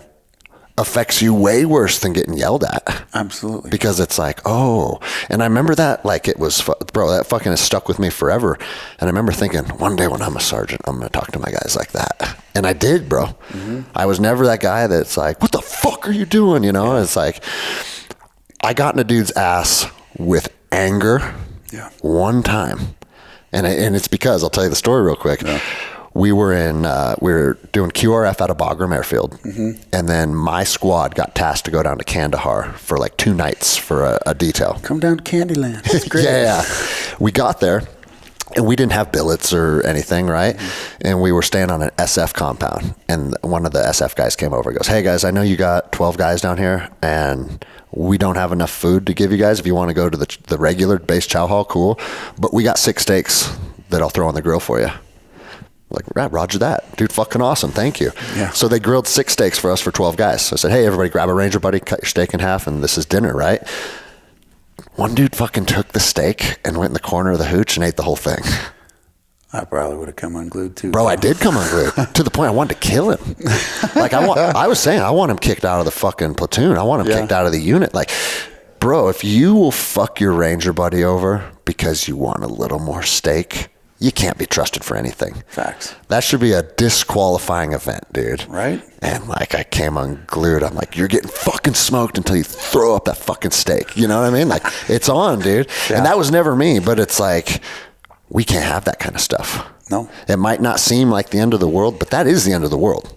Yeah. You know? Like, we met each other this morning, and if I fucked you over like that... You're like, bro, what's up? That's a serious fucking problem, right? Right. Like, and so, oh, fuck, man. Well, fuck, dude, we're already over 2 hours. Oh my gosh. Really? And I know we wanted to get into some of the PTS, some of the recovery stuff, but we could also save it for another episode. Yeah, whatever, man. Or you can split it up. Okay. Yeah, we can keep going. Let's keep going then. And then you can split it, you know what I mean? Ready, break. Yeah. This will be continuing on the next episode. I think it'd be cool to just go into when you got out of the military, you got out of the contracting lifestyle, mm-hmm. and then you're like, okay, the next phase is I want to be a first responder. Was that something you knew or something you fell into? Or I kind of, it was weird because like I knew it, but I wasn't clicking. You know? And I was just like concerned with, okay, I got to heal and then figure out what the heck I want to do. What was your injury? That's when I got stabbed. Okay. And I came home and, you know, they're responding. Yeah. We're sitting at a fire station right now. And I just hear a bunch of... There they go. And so I think for me, it was, you know, I was already... So when I was in high school, it was kind of cool because I was part of a search and rescue team. and I got to go through an EMT course at 16. And you don't get certified or any of that stuff, but through a paramedic and the doctor and all the waivers that they had, when we went on an actual operation or a mission as a search and rescue team, if you had that certification, then you could provide medical support, right? Okay. And so I was like, man, this is really cool. And so I got to do some really cool stuff, like avalanches and like legitimate, rescues and people that were really hurt, and we'd find, lost kids and people and just that were hurt, and to be able to provide that, and just I fell in love with medicine, and I didn't really wholeheartedly understand it, but it was very simple to me. Mm-hmm. And then you take the test when you turn 18, do this. I was part of like a volunteer fire department for a little bit, and like the black cloud thing I talk about all the time, it's just where like crazy chaos happens, and it followed me from the very beginning, from the time that I was on the search and rescue team. My very first call as a volunteer firefighter was up in Denver. There's a place called Santa Fe, and there's a Titan Road, and then there's a bridge over the railroad tracks now. Well, there used to not be. And my very first call was a Volvo, America's safest car. Had 6 kids in it, and they tried to beat a train, and they lost. And so that car got flipped and rolled on fire, and there were 6 bodies everywhere. There's 1.5 fully intact bodies after it was all said and done. And then I'm walking down the track, and I see this kid's hat, and I'm like, what the heck? And like, they're trying to put the fire out, and then I'm like, is anybody alive? Like, there's no possible way you go past one fully intact body, and like, dude, I literally just turned 18, and I'd seen dead people from frozen stuff and, from the search and rescue team, but this was weird. This is dramatic as fuck. And I'm like, holy crap. And like, everything's on fire. We put the fire out, the car out, and then like, there's just this leg sticking, and you see their tib fib, like, and just the foot, and it's just a skeleton with this meat hanging off of it. And then I was like, man, this is weird. Well, we're helping the coroner, obviously, put body parts in places, here we are. And then come to find out, it was actually some of my friends, like a couple of days later after they identified them. And I was like, whoa. And so that hit me, and I was like, what in the heck? Oh, so, you knew them? I did. Yeah. So they were at a party out in Chatfield, and they tried to beat it, and boom. So, fuck. Yeah. And then I went to a couple extra calls, and then I think my 4th call was this other lady that was walking a dog, and she got hit by a train. And I was like, what is going on? How the fuck do you get hit by a train, dude? It happens all the time, though. I know. Dude, we just had it the other day. Literally, this lady got whacked by a train, and dude, there was a 1.5-month time frame where we had like 6 of them, 6 homeless dudes, like get hit by a train. Some of them were like split in half. Some of them were like missing limbs. Some of them were okay. It's weird. I don't know why choose to sleep on a track. I don't understand. Like, hey, man. It's okay. Maybe just, I don't know. I don't know what goes through their head. But, you fast forward that, and then I was like, okay, I love medicine. Then we're in the Marine Corps, and then they're like, hey, you have medical experience. And I'm like, yep. And so they're like, we're going to send you to all these medical courses. And I'm like, okay. And you go down the rabbit hole, and you get to do a lot of cool, like, medical stuff from the military, and then get sent to these courses, and you're like, cool, and then you get out and you do more things, and then the contractors send you to places too, and it's kind of cool. And so medicine was just an inherent part of your life, your entire adult life. Yeah, I just always loved it. You know what I mean? And just it always made sense to me. It always helped. You know what I mean? Like when people get hurt, like sure we keep fighting, but that's part of my job too. So yeah. And it was great. And so then when I got home, I was on a hunting trip. We went on a bow hunting trip for doll sheep. And it was crazy. Like, you're just hiking everywhere, fucking up and down this 30. Yeah, a doll sheep is like the hardest animal to hunt, right? Yeah. Okay. And we're just up and down these mountains literally all dang day. And he's trying to do it with a bow, not like a compound bow, bro, like the old Indian bow, like the traditional bow. And we stalk this guy, and he gets so close enough, he pulls it back, and he's pulling it back, and his arrow goes tink. And so, because it just hit it. And that's all it did. It's just he pulls it back, and it came off the little riser and just tink, and that's it. And the doll, and freaking sheep looked and jumped. And he was like, dude, I was just close. Like, you seconds away from shooting this thing. And I was like, gosh, dang it. So we didn't end up getting thing, but coming back, we ended up, this crash happened. This car went off a cliff, or then like a bridge cliff thing. And yeah, he was really jacked up, and so we stopped and I started helping, and my buddy's like, what do you need me to do? And I'm like, just make sure that everything else is not going to hurt me, Yeah. And I was like, man, this is really cool. Like I miss that stuff. So then I applied for the fire departments, and I applied for 2 of them, and I got hired right away. I went through the process, which is not super fast, but I got hired right away. And how old were you at that time? 30 something. So you're the old man then. So I definitely was the older one in the academy. Yeah. I mean, like there's, 20-year-old kids, and I'm like, you guys suck, but there's a couple older of us, that were in the academy, and it was fine. Yeah. When I went through my last police academy, because I said I worked for 2 different agencies at 37. Yeah. So that's like, I'm like grandpa, right? Yeah. Except I could kick the shit out of all the kids. So, well, the cool part was like my hand wasn't really working as much. Like that's my thumbs up. Yeah. So when I was throwing ladders, my buddy Ryan, he's an Army guy, like a reserve dude, and he was like, "Hey man, why are you throwing the ladders like all fucked up?" And like he talks like that, and I'm like, "Well, sir," and he's like, "Cut the sir shit. Like, what's going on?" And I'm like, "Can I talk to you?" And I was like, I got stabbed, and so I'm still healing, but I don't need anyone to know this. Yeah. Because I'm not failing. Yeah. And so we need to move on. So he helped me like adjust some grips and stuff like that. So it was really cool, and we became very close, and he's still a lieutenant on the job, and, we're really close buddies. And so he's still in the Army, and, he's doing his thing, but it was just cool how that all worked out. And then, yeah, fell in love with it. Became a paramedic, like promoted paramedic through them. Already had all my stuff, but did all the jazz through the fire department, and then. Yeah. And what are you now? Fucking captain or something? No. I work for 2 fire departments. So with the Colorado Springs, that's where I'm just a fire paramedic on the heavy rescue. And then I work for Black Forest as well with, and I'm their training captain there. So. Got it. Okay. Yeah. So it's pretty cool. So training, I like it. It's kind of fun. Empower people. Yeah, of course, man. Through fun activities. Do you see in the fire service, are guys motivated to train?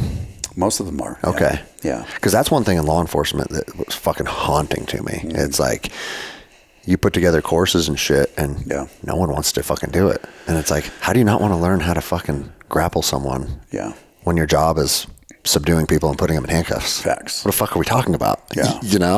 Well, and I think of the fire service, a lot of people are very motivated to train. They just get to the point where they're like, okay, I'm good, right? Like, I think there's those couple phases where you don't know what you don't know, you know what you don't know, and then you know that you're okay with some things, and then there's like the mastery level, right? Yeah. Where most people stop before they even get to the mastery level, where it's just, I'm in this okay, I'm decent at what I do, and that's where complacency comes into. Yeah. And, I think there's a mix of people, like there's a good mix of people in the fire service that some don't give a crap and some really care a lot, and some are super passionate about it and some aren't. And I guess that's everywhere, right? That's everywhere. I mean, you get it in the teams too. Yeah. You're going to have those people that are like, well, I'm just here. I'll tell you this though, is once I went into the contracting world, that gave you kind of a snapshot of every other special operations unit. Right. And bro, I have yet to have a Force Recon guy on my team that was a turd. Right. Like, hey, what's your background? Force Recon? You can almost count on that guy being solid. Yeah. And it's bizarre. Yeah. But it's like, it makes me think like, dude, your guys' community must have a more efficient way of vetting people or screening people, because like, bro, consistently, like there's never any guy that came out of that community is not going to be a bitch. He's not going to be fucking drama queen. He's not going to be getting caught up in the drama. It's like, fuck yeah. I remember I told Elvis for a while, I was like, fuck man, I should have been a Force Recon Marine. Like, like just I'll keep her head down. Just mind your own P's and Q's. So then like, how long were you in the fire profession before you got pulled into like, okay, we need you to start doing some training? And taking some leadership positions, probably fast, huh? Yeah, it was pretty quick, man. Like, as a paramedic, you always have the new kids, and our job is to do like nozzle work. We're the ones that bring the nozzle into the fire, and so it's not just medicine, but on the fire side, like that's our job. Yeah. Is to bring the hose into the fire and be inside and put it out, and do that efficiently and properly, and in the best that we possibly can with whatever challenge may occur at that point. Yeah. And so you get thrown into it pretty fast, which is fine. And I think a lot of people with the semi-military stuff, this is, semi-military or the paramilitary. That's the thing that and you're like, oh, okay, cool, sure. Copy that. And then you get these people that, to me, it doesn't matter where you are, whether you're a firefighter, you're a driver, you're an officer, you're a paramedic, like there's leaders everywhere. Mm-hmm. And, there's the leaders that will lead everybody, whether it's their rank or not, and I enjoy that. Like, I love that very much, where you have the respect for your officers, but they also have the respect for you because you bring something to the table. Yeah. And that's kind of how it is at our station, at 17s. It's pretty awesome, man. Like, they don't put their red hats on unless they have to, Yeah. And it's rather just work as like a brother, and just like the teams, Mm-hmm. Have that respect, like what you were talking about earlier as a professor. Like, yeah, you're a black belt, but they don't need to bow to you and do all the, Yeah. And that's how a lot of organizations, at least the fire stations, work for the most part, but some of them are very... I'm the lieutenant, and this is this, or I'm the captain. And it's like, meh, and that to each their own, right? And that's just not the culture that I've always worked in, whether it was at 4s or 17s. Like, it was just always, we're just a team, one heartbeat, one team. Well, bro, as soon as you are part of a team that operates like that, mm-hmm. you realize, man, all of that fucking bow to your sensei and stand at parade rest and shit, that stuff is necessary when you have people that are lacking discipline. Facts. As soon as you have a team that's, now know, like, okay, everybody here, like, treat them like fucking adults. Like, and that was when I left the Ranger Regiment, because the Ranger Regiment is very fucking dress right dress. Right. Yeah.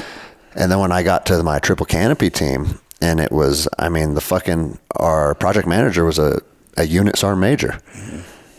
And he's just like, hey, what's up, Greg? Like, hey, what's up? What? And then, like, our block leave or whatever you call it in the contract world, like, we were rotating out at the same time. Yeah. And I'm rotating out with a unit sergeant major, right?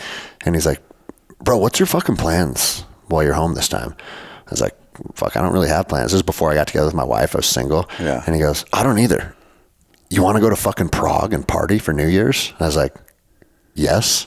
Absolutely. so I'm in Prague with a fucking unit sergeant major drinking my fucking face off. And we had the time of our fucking lives, dude. Yeah. And then when we rotated back to the team, he's in charge and it's business as usual. Yeah. And that was a lesson for me, man, because it's like, don't fraternize with your subordinates. And it's like, actually, if your subordinates respect you, you can fucking do whatever you want with your subordinates. Facts. And they'll end up doing more for you. Yeah. And I think that's a missed art, to be honest, in regards to leadership. And I think that, my theory on this is that the military used to work under a draft. Right. So you had all these people here that didn't want to fucking be here. Yeah. And you're going to have a hard time just, hey, how are you today? Well, I'm fucking miserable because I don't want to be here, right? Like, and you look at like World War II and Vietnam, like all of the military culture was built around drafting young men that didn't want to be there. Bro, our generation, every single one of us is like, I want to be here. Here we go. You probably don't have to treat that guy the same. No. You know what I mean? Yeah. And I kind of think it's like almost an archaic way of leading people. Well, yeah, I think they miss out a lot, because it's, cool, you don't have to call me by your rank all the time, or just, my name's JayMo. Knock it off, and you're just like, dude, just be normal. And I think it comes back to like what we were talking about earlier. Like, if they know you care, then they're going to do more for you anyway. Exactly. You have to show them, right? You have to lead by example. And it comes to, if we're going to do something, I'll do it with you. Yeah. So did you notice, like, once you made that transition into the civilian sector and you were a firefighter and this was your new profession, you're home every night, very different from anything you've experienced in the last fucking, 12 years or whatever. Was that transition hard or was it kind of a relief? Or maybe both? It was kind of both, man, because we're not home all night. You know what I mean? Like, we work 24-hour shifts. Yeah. You know, and sometimes we're gone for 3 days straight. You know, we work 72 hours straight, and then you get to go home. And you're just like, whoa. You know, depending on where you're working, you're pretty smoked. Mm-hmm. And then you go home and, you know, that transition's a little different, you know, because it's kind of like you're up here, you know, functioning at this go level, and then you get to come home and you think like normal base is kind of like, imagine a line just like the middle, and that line where you're functioning at the station is just, you're on your game. You're just ready for everything or anything, and you're ready to respond. And then you come home, and a lot of people think you're going to be in that middle line where to recover, you usually drop below that. Okay. You know? Yeah. And then you're just like, I got nothing. You know, there's times where you get home and, can you do this? Can you do that? And you're like, no. Bro, I remember that. It's very, very similar to being a police officer. Yeah, it's the same thing as a cop. Like, because you get home, can you make a decision? You're like, I don't want to make a decision. And they think it's like, all right, Dad's home now. Yes. And it's like, not really yet. You know what I mean? Yeah. Like you need some deprogramming time, whether it's you take a nap or you take like that hour to just drive around or sit in your car and take a couple deep breaths and process, like, what did I just do? And it's funny too, because like, you know how many fucking Christmases I missed being deployed? Like, fuck Christmas. I don't give a shit. I'm in Iraq, you know? Yeah. But then once you put that lifestyle in the rearview mirror, like all my kids were fucking turmoil because I had to work a morning shift on Christmas as a police officer. Right. And I didn't get home till 6 p.m. Oh. And my wife's like, hey, Christmas this year will be in the evening. And the kids were just fucking distraught over it. I got to wait until 6 o'clock. And it's like, motherfuckers, there's plenty of Christmases when I was on the other side of the world. Right. I'm just coming home 6 hours later. They just don't remember. Yeah, you know? You know, but to them, that's a huge deal because they're like, bro, they still bring it up. What's uprooting from their normalcy, right? Yeah, no, you're right. Where's my dad? They brought it up just a week ago or something. They're like, we're so glad you're not a cop anymore. You remember when we had to wait till 6 p.m. for presents one year? And I'm like, oh shit, that's like a little trigger in them. Yeah, right? But if you take a step back and you actually probably pull on that thread, it's just because you're not there, not the presents. Yeah, for sure, bro. Like, yeah. You know, like, my Christmas mornings are there because my dad's there. Yeah. Right? Like, yeah, there's power to that. And, you know, sure, the presents are obviously a thing because that's an adolescent. Like, I love gifts. I open things from Santa, and, you know, and that's great. But I think if you pulled this, I don't know. I'm 42. I still love gifts. I do too, man. Like, who doesn't, dude? Like, yeah, give me some. Bro, I remember that. I clocked into work that day, and we worked 5 a.m. to 5 p.m. We do 12-hour shifts, right? Yeah. And I was like, all right, it's Christmas morning. Yeah. I'm sure it's going to be slow. Bro, like 5:02, car theft in process or in progress. And we're like, oh, fuck. So me and my partner respond. And then it was just fucking go, go, go, go, go. Yeah. Call after call after call. And I was like, that was like literally one of the hardest shifts of my fucking life. Yeah. What do we people go nuts on Christmas? Like, what's going on here? Dude, people go insane.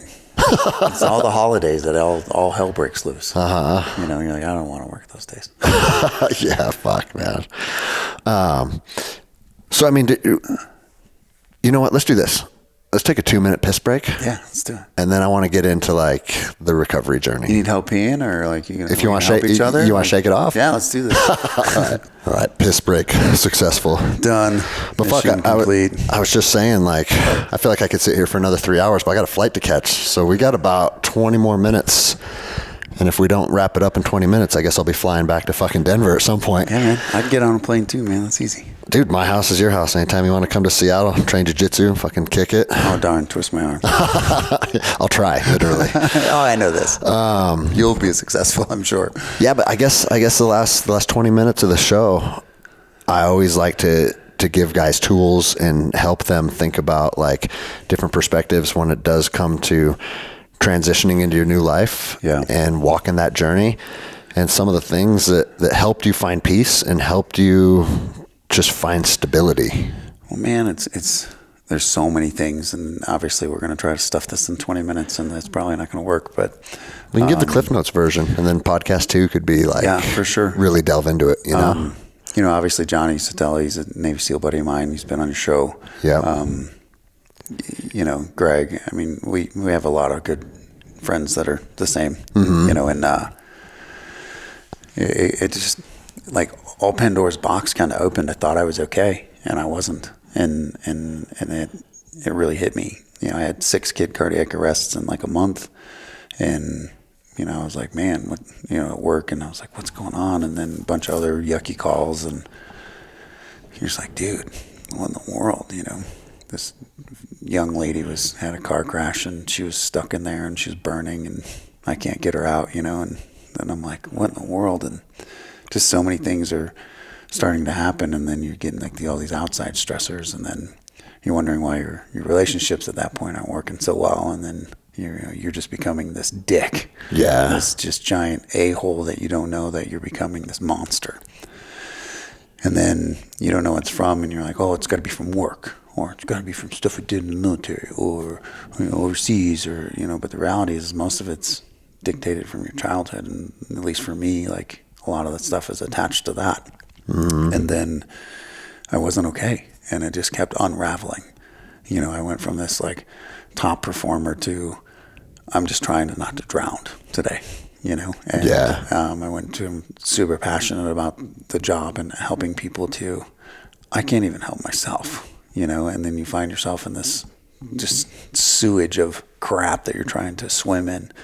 Was there ever a moment where someone came to you and was like, hey bro, what the fuck's going on? Or was this a self-realization? Numerous people. Okay. And you're like, dude, I'm fine. And you do the typical cocky ego pride thing, macho BS that's just not self-serving at all. It's self-deprivating is what it is, because your ego gets in the way. And once you remove that, then so many things open up in your life, and it's so different, and it's scary as heck. Because you're like, whoa, I have this idea of who I was, or what I was, or, what I've become. And when you actually take a step back and you look in the mirror, like, I hate that person, like, I don't even like what I've become either, like, what in the world? And you don't know. And then you feel like, at least for me, I felt like a fraud, because it's like, yes, everybody looks at you in this one light. Yes. But you don't look at yourself in that light. No, and you're like, I don't see what you see. Not even close. Not even in the smallest iota, right? And, and some of that's triggered to those influences you had as a child, or things that happened in the military, or overseas, or things that you did, or, and then for me it was like, how can I offset this fucking ledger? Yeah. I've done all these things that are so bad. How can I do good to offset that? And the reality is you'll never get there. Right? Just because it's this false expectation thing of that what you've created in your own mind. Well, but I also think like most journeys of self-improvement, it can be your fitness, it can be like your intelligence, your spiritual well-being. There's not really a destination at any of those things, There's right? not, but you think there is when you start. Yeah. And so for me, it was like, I like to be well-rounded, and I went crazy in the fitness realm, and I still do. Like, that's a therapy for me.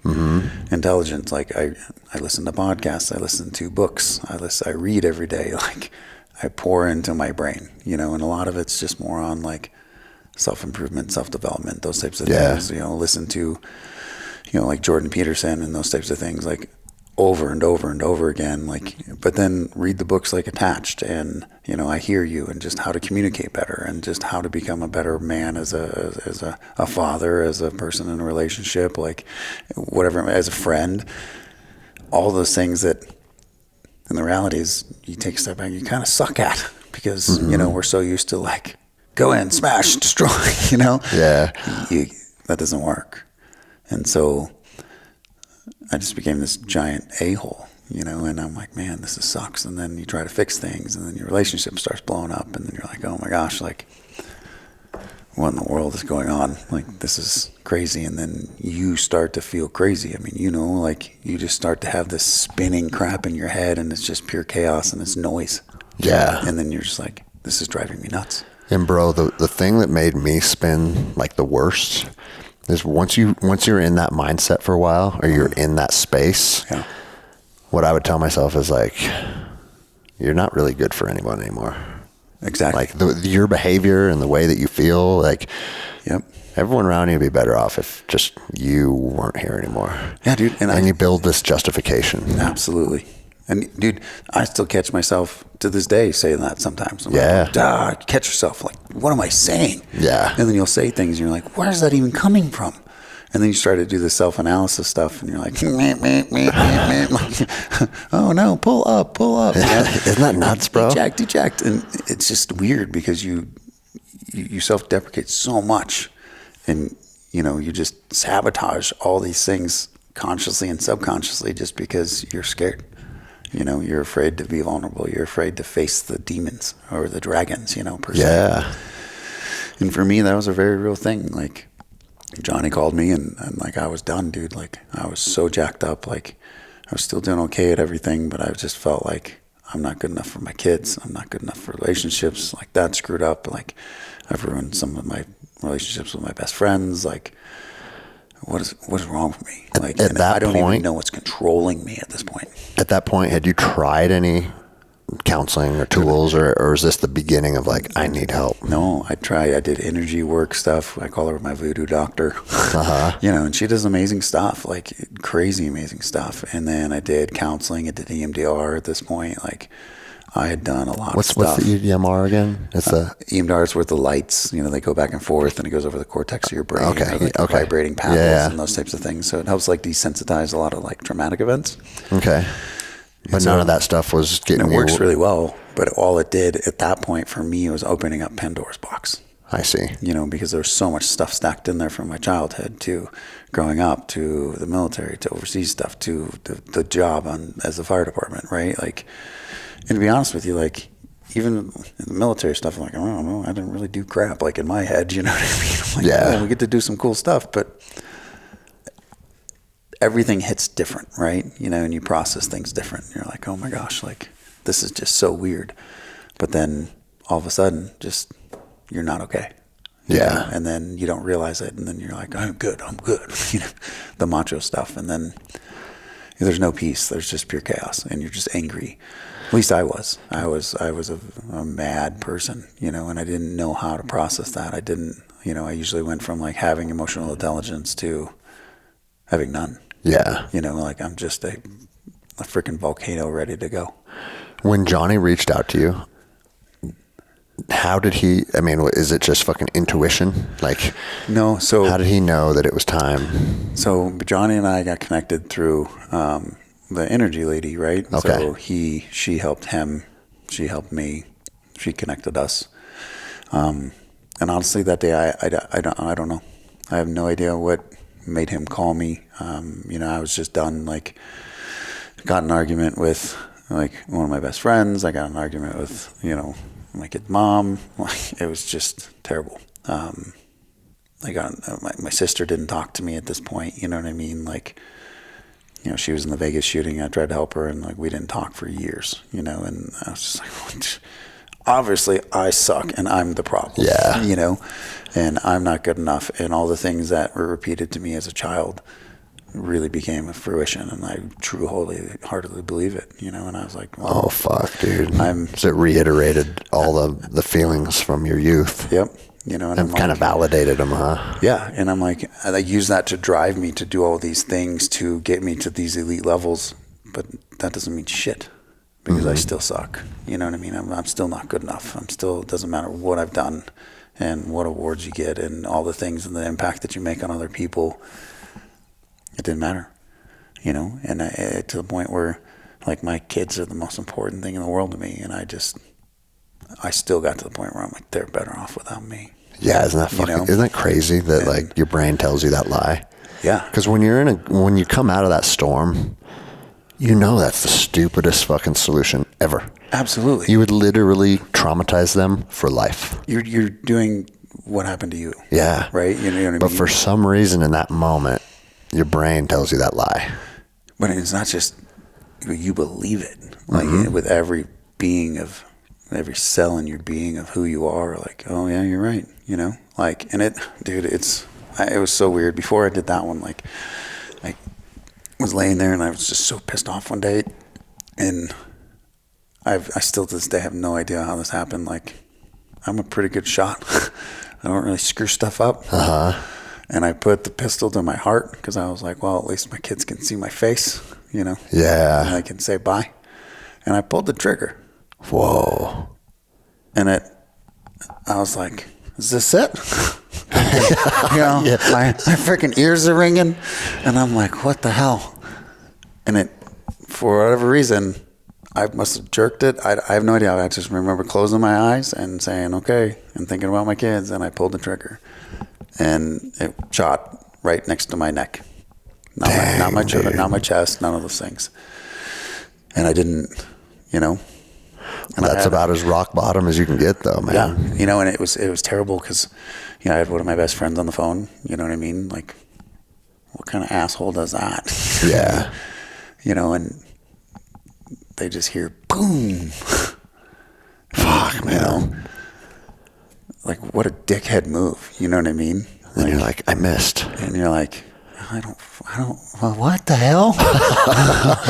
What? No, I suck. I can't even do this right, you know? And thank God, because, you know, in the end, it's just, and then. Bro, I used to feel like a pussy.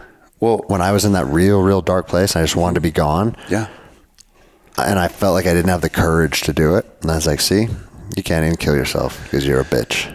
See, and I got to that point too, though, because I thought about it so many times, you know, and then I was like, I was so done, man. I was so angry at myself and so just in the darkest place ever. And I was like, this is it. I can't deal with this chaos and pain and the noise and the self-doubt and all the things that it was terrible, you know, and then somehow I screwed something up and it, you know, it literally, bro, just like nicked my trap, and I was like, what in the fuck just happened? And I thought I was dead.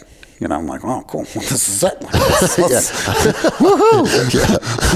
And all of a sudden, I'm like, oh my gosh, like this is, you know, and you're screaming on the phone, and I'm like, dude, I'm an asshole. And that was an interesting thing, just because at that point, I think, like, trying to remember the time frames. Yeah, I did that, and then about a week and a half later, I thought I was going to be okay because I was like, man, I learned from this. And again, lying to yourself, ego gets in the way. And I was just done. You know what I mean? It's just relationship stuff and stuff with the kids. And like, it was so terrible, dude. Like, Christmas is always hard for me. Like, there's one time, like, you know, I'd moved out and a bunch of different stuff. I was like, I can't come home. Like, you know, and then, you know, their mom was like, you're just like your dad. And like, fuck. You know, and I'm like, I hate that man, you know, and I'm like, I'm nothing like him, but is she right? You know, and then, damn it, you know, and then I lost my crap and like embarrassing stuff, dude. You know what I mean? Like, you know, she's swinging at me and I pushed her on the couch and I took the couch, not the couch that she was sitting on, but another couch. I threw it across the room and it hit the tree and broke all the, you know, I'm like, you dick. Yeah. You know what I mean? Like, what am I right now? Like, who am I? You know, like ripping pictures off the wall. Like, we're not a family. And like, and the reality is, like, now that I understand that, like, I'm just trying to push them away. Yeah, you know exactly. I mean? Yep. And I'm trying to push people that care about me away. And because when it gets too vulnerable or too open, then that's scary for me. And that's unsafe. And that to an extreme, right? And then you add depression and you add PTS and you add all the different things into that. And then it treats this lie. And you're like, I can't deal with any of this, you know, and those feelings of like, I'm drowning. Yeah. And I'm done with it. Fuck, man. So then I drove off and, and then I was like, I'm done. Like, my kid, I wouldn't answer my kid calls, wouldn't answer my friends' calls. Like, I you know, said bye to a few of them. I'm like, I'm good. And then the energy lady's texting me, of course, you know, because she figures they text her right away. And I'm like, and usually I would answer her calls. I'm like, I'm not fucking answering anything. And then she's like, Johnny's going to call you. And I was like, I read the text. I was like, I don't give a fuck. And I literally threw my phone. I fucking threw it. I guess when it was on silent. This is the crazy part. My phone's on silent. Doesn't ring, doesn't do shit. like completely silent, because I hate the bzzz, it fucking drives me crazy. I'm so pissed off. I threw the phone across my car, across my truck. It bounced, dink. And turned on Johnny the ringer. calls, and and this fucking ringer. And I was like, what the fuck? And now I'm mad because the fucking thing is ringing. It's like, go over there, grab the fucking phone, and it's Johnny. And I was like, I still threw it down. And then I was like, something's inside me. He's like, answer the fucking phone, dumbass. Answer the phone. Fucking answer. I was like, what? I was like, what? And I fucking, like, we're fighting. Like, what the fuck do you want? And he's like, JayMo, relax, brother. And it's just this calming, Bro, I can literally hear Johnny, his voice. Yeah, dude, relax, brother. And he, the Indian, you're like, relax, brother. And you're like, okay.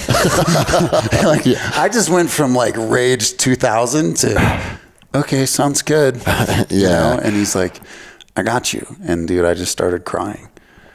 And he's like, what are you doing? And I was like, dude, I literally have a fucking pistol like in my mouth before I started talking to you. Now it's to my head. And I don't have a qualm with pulling the trigger with you on the phone.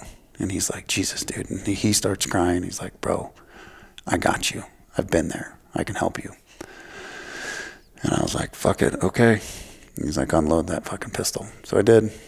And then, we sat there for like an hour talking, crying. And then about 3 or 4 days later, I got flown out through the Warrior Foundation and all the soft guys that they do. And I got flown out to Baltimore to go see Doc Devaney.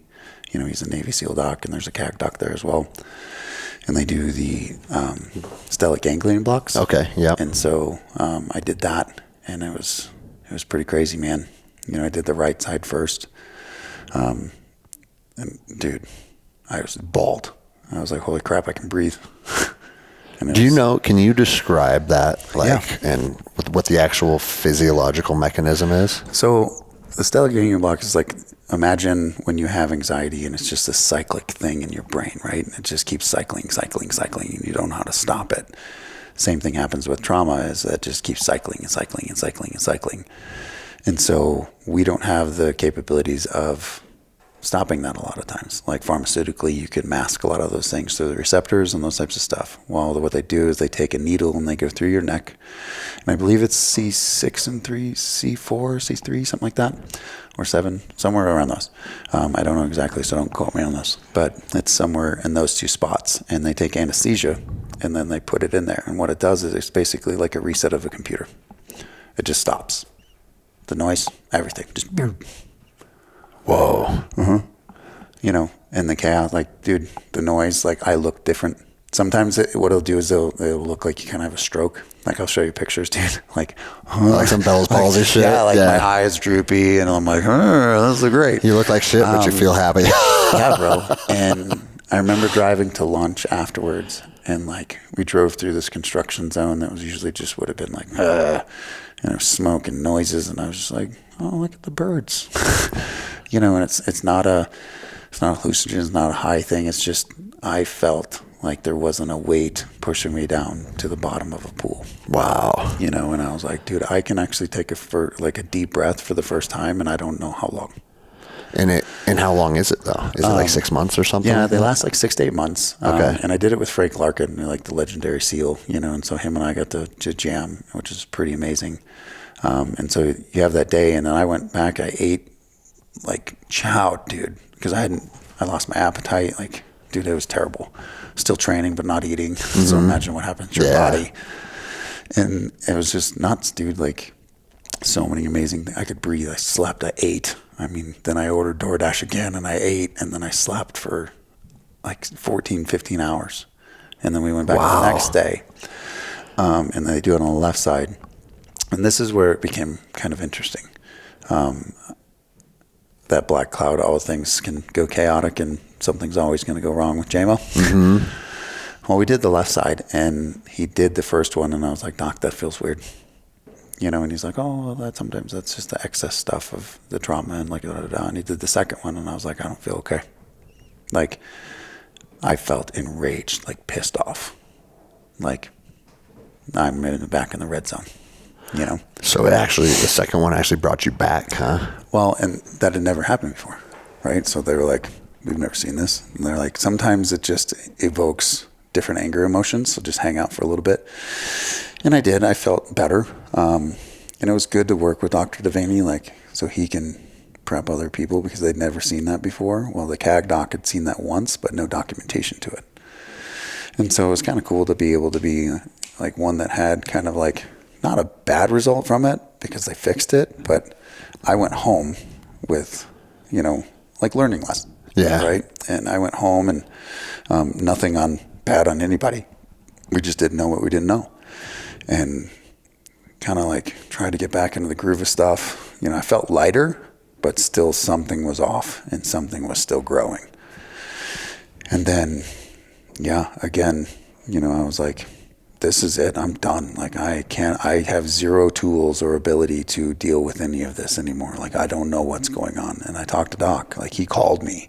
Like, you want to talk about somebody who gives a crap? Like, it's a doc that's dealing, like he calls me on his personal cell. Like he still texts me still to this day. Like, hey man, how you doing? I'm like, hey dude, I'm doing good.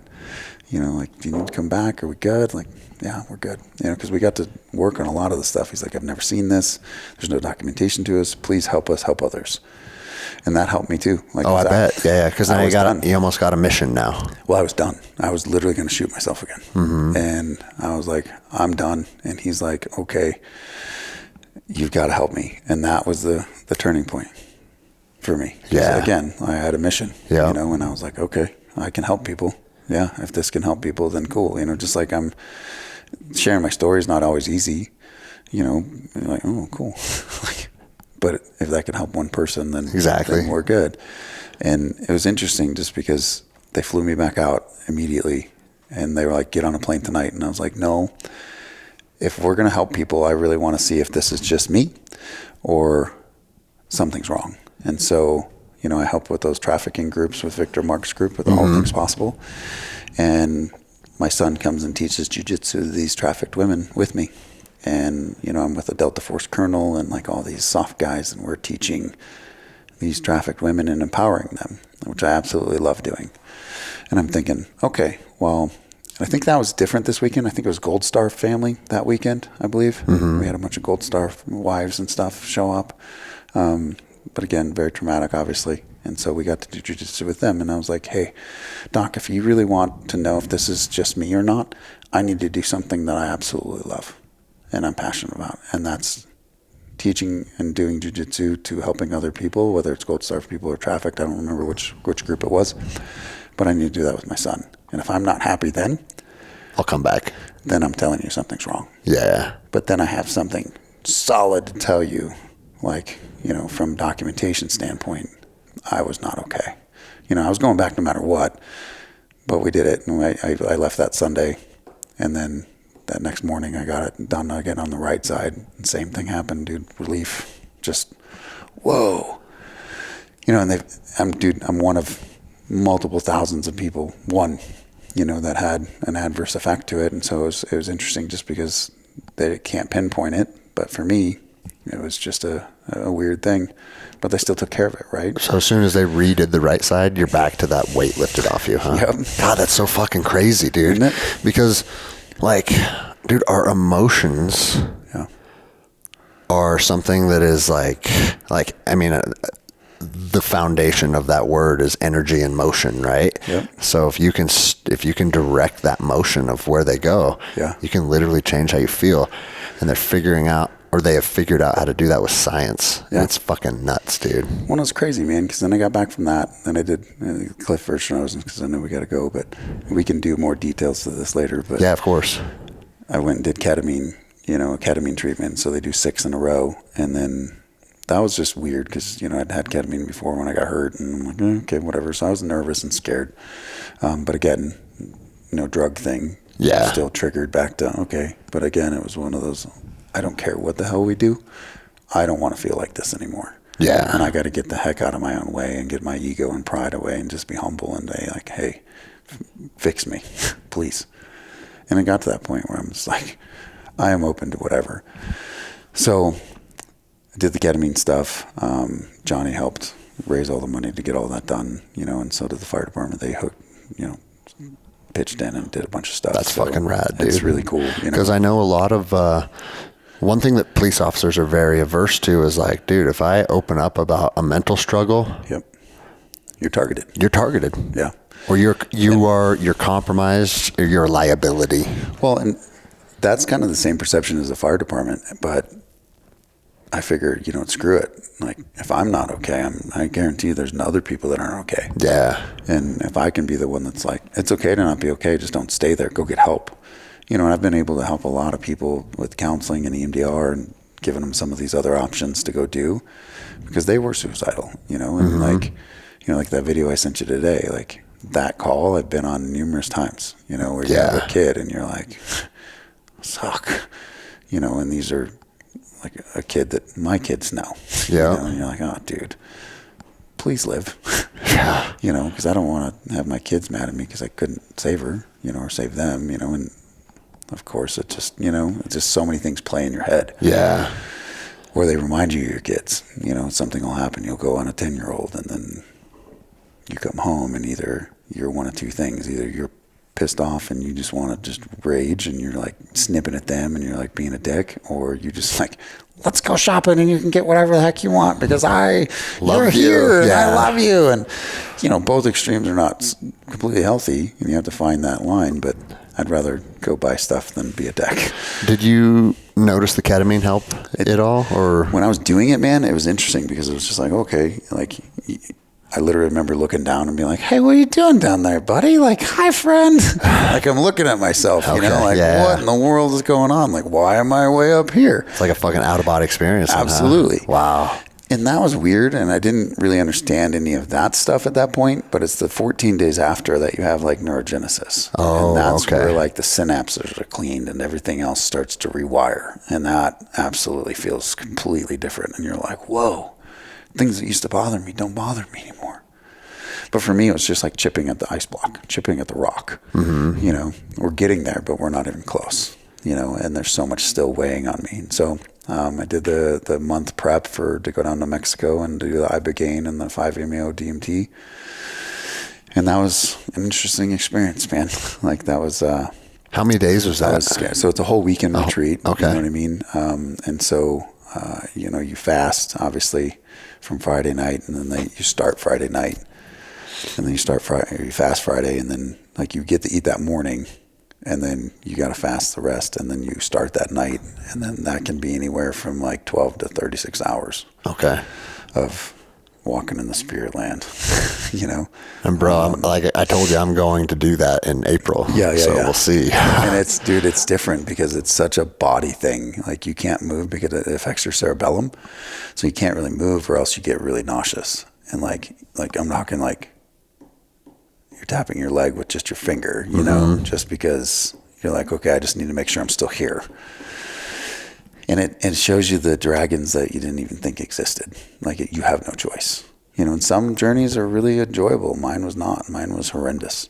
And like mine started with a burning, screaming face, and my dad and my beating me as a kid. And in the water, drowning. Just tied to a chair. Like just all sorts of weird things that I'm like, whoa.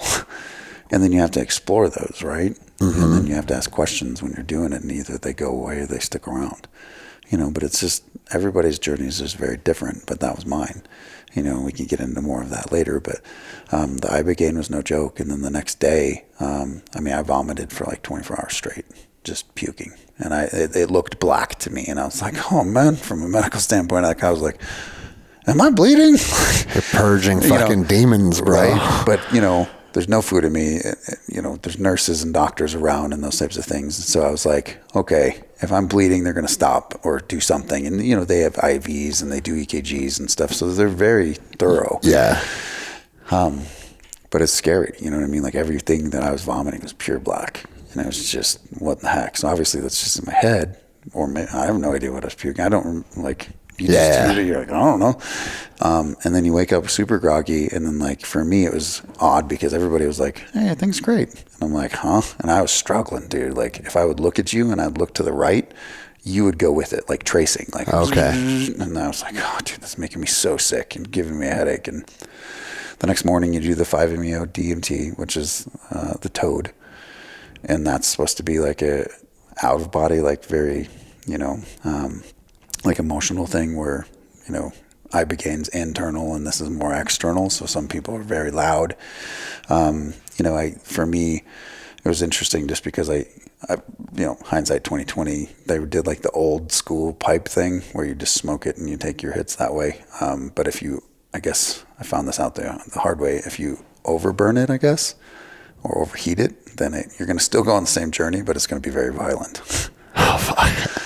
Well, so your black clouds there. Yeah. So I did a couple of the hits, and you can do up to 5 or 6. I don't remember exactly what their limit was.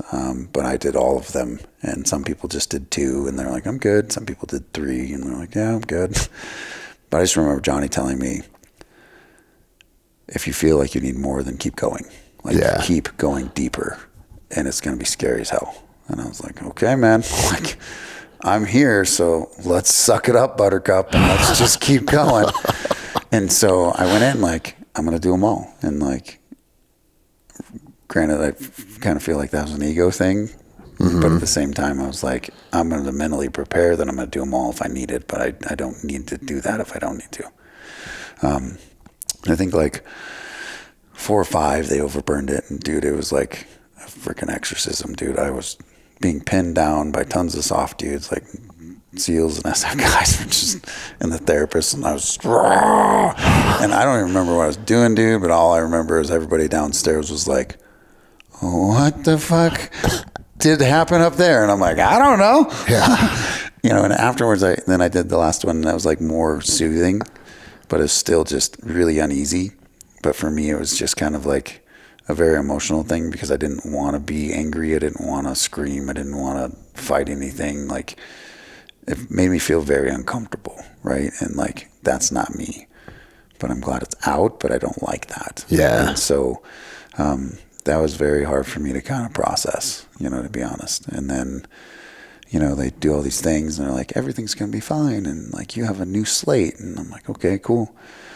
And dude, we were driving back before we even got to like the border of Mexico. I'm like in an argument and I'm already like, So now I'm like, crap. Didn't work. It didn't work. I screwed something up. You're bringing this to me and you're fucking up my, like what I just did. You know what I mean? And I'm like, oh my gosh, and trying to talk to my best friend and, she's like, just take a deep breath. And I'm like, oh, and arguing with my kid's mom and like, I'm just, damn it. Like, and I'm already just amped up and I'm not even back in the United States again, and I'm like, golly, dude, we left like an hour ago and I'm already pissed off. So then I'm like, what the heck? And then things kept getting like worse for a little bit. And I was talking to the doc, talking to Johnny, and I'm like, dude, I feel more chaotic now than it does. But then it settled down, and they were right. Like, hey man, this is just your brain trying to purge everything else. And about a week later, I was like, man, things aren't bothering me as much. And like a significant amount of growth, right? Like, wow, dude, this is crazy. And I'm like, this is pretty cool, and so then keep doing the counseling, keep doing EMDR stuff, keep doing like neurofeedback stuff where they hook your little wires to your head, and doing that for a couple months and a bunch of months actually. And then about 4 or 5 months later, Johnny's like, hey man, there's this new stuff that I've been trying. You've already done it all, but they stack things. And I was like, okay, cool. So I went out to California this last October-ish, I think. And, What the fuck? Just a couple months ago then. Yeah. It was pretty amazing. September, October, something like that. Okay. So Johnny was there and he helped so much, man. Like, so they do this like sunrise or sunset ketamine treatment.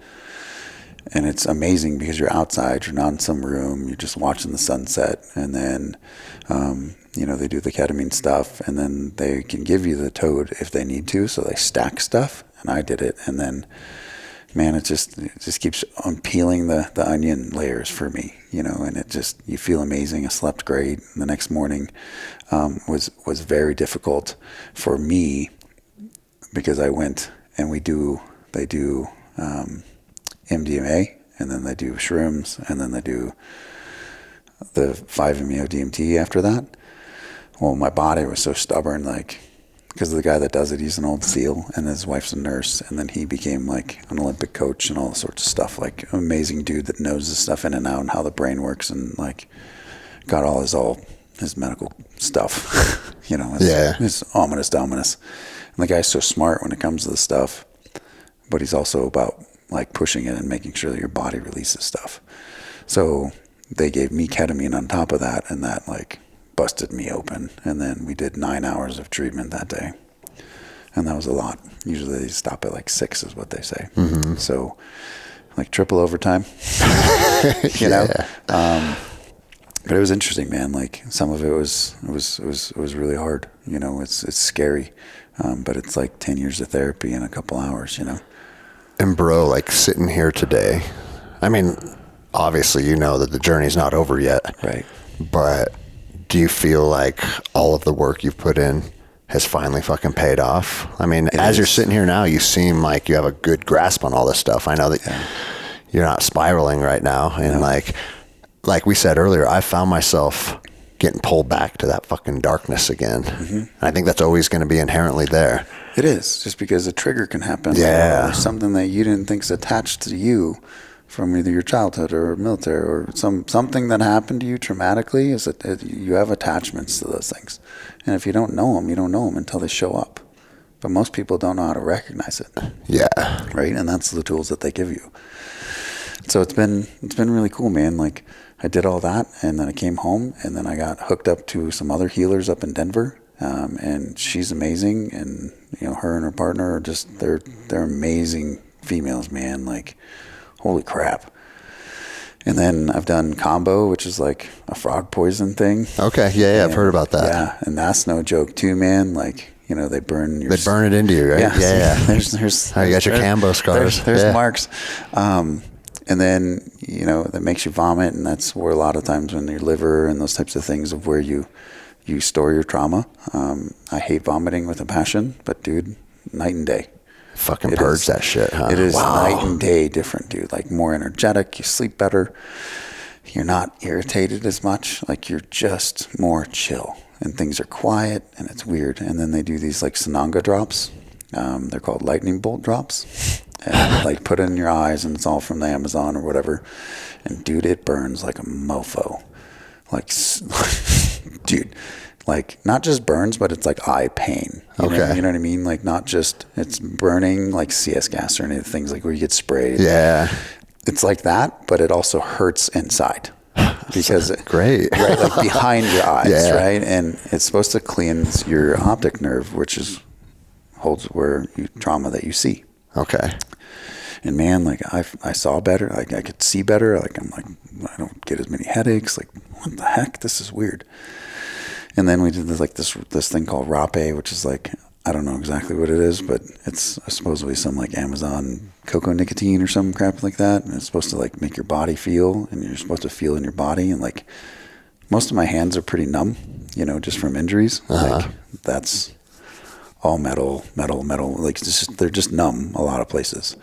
Dude, I could feel my hands, like my hands hurt. And I was like, what is going on? Why do my hands hurt? Like, dude, it's just, you know, I've done it twice already, and, you know, I still got to do it a third time, and that stuff helps significantly. Wow, it's been amazing. And I've had buddies that, you know, he's in the Marine Corps, and he had some really bad trips to Iraq, and he works with me, and he's done it, and he's like, man, I feel good, but it's still just kind of unpacking stuff. Yeah. You know? And so he's going through that journey, but he's like, man, all in all, like I'm way ahead of where I was, and it's cool to watch.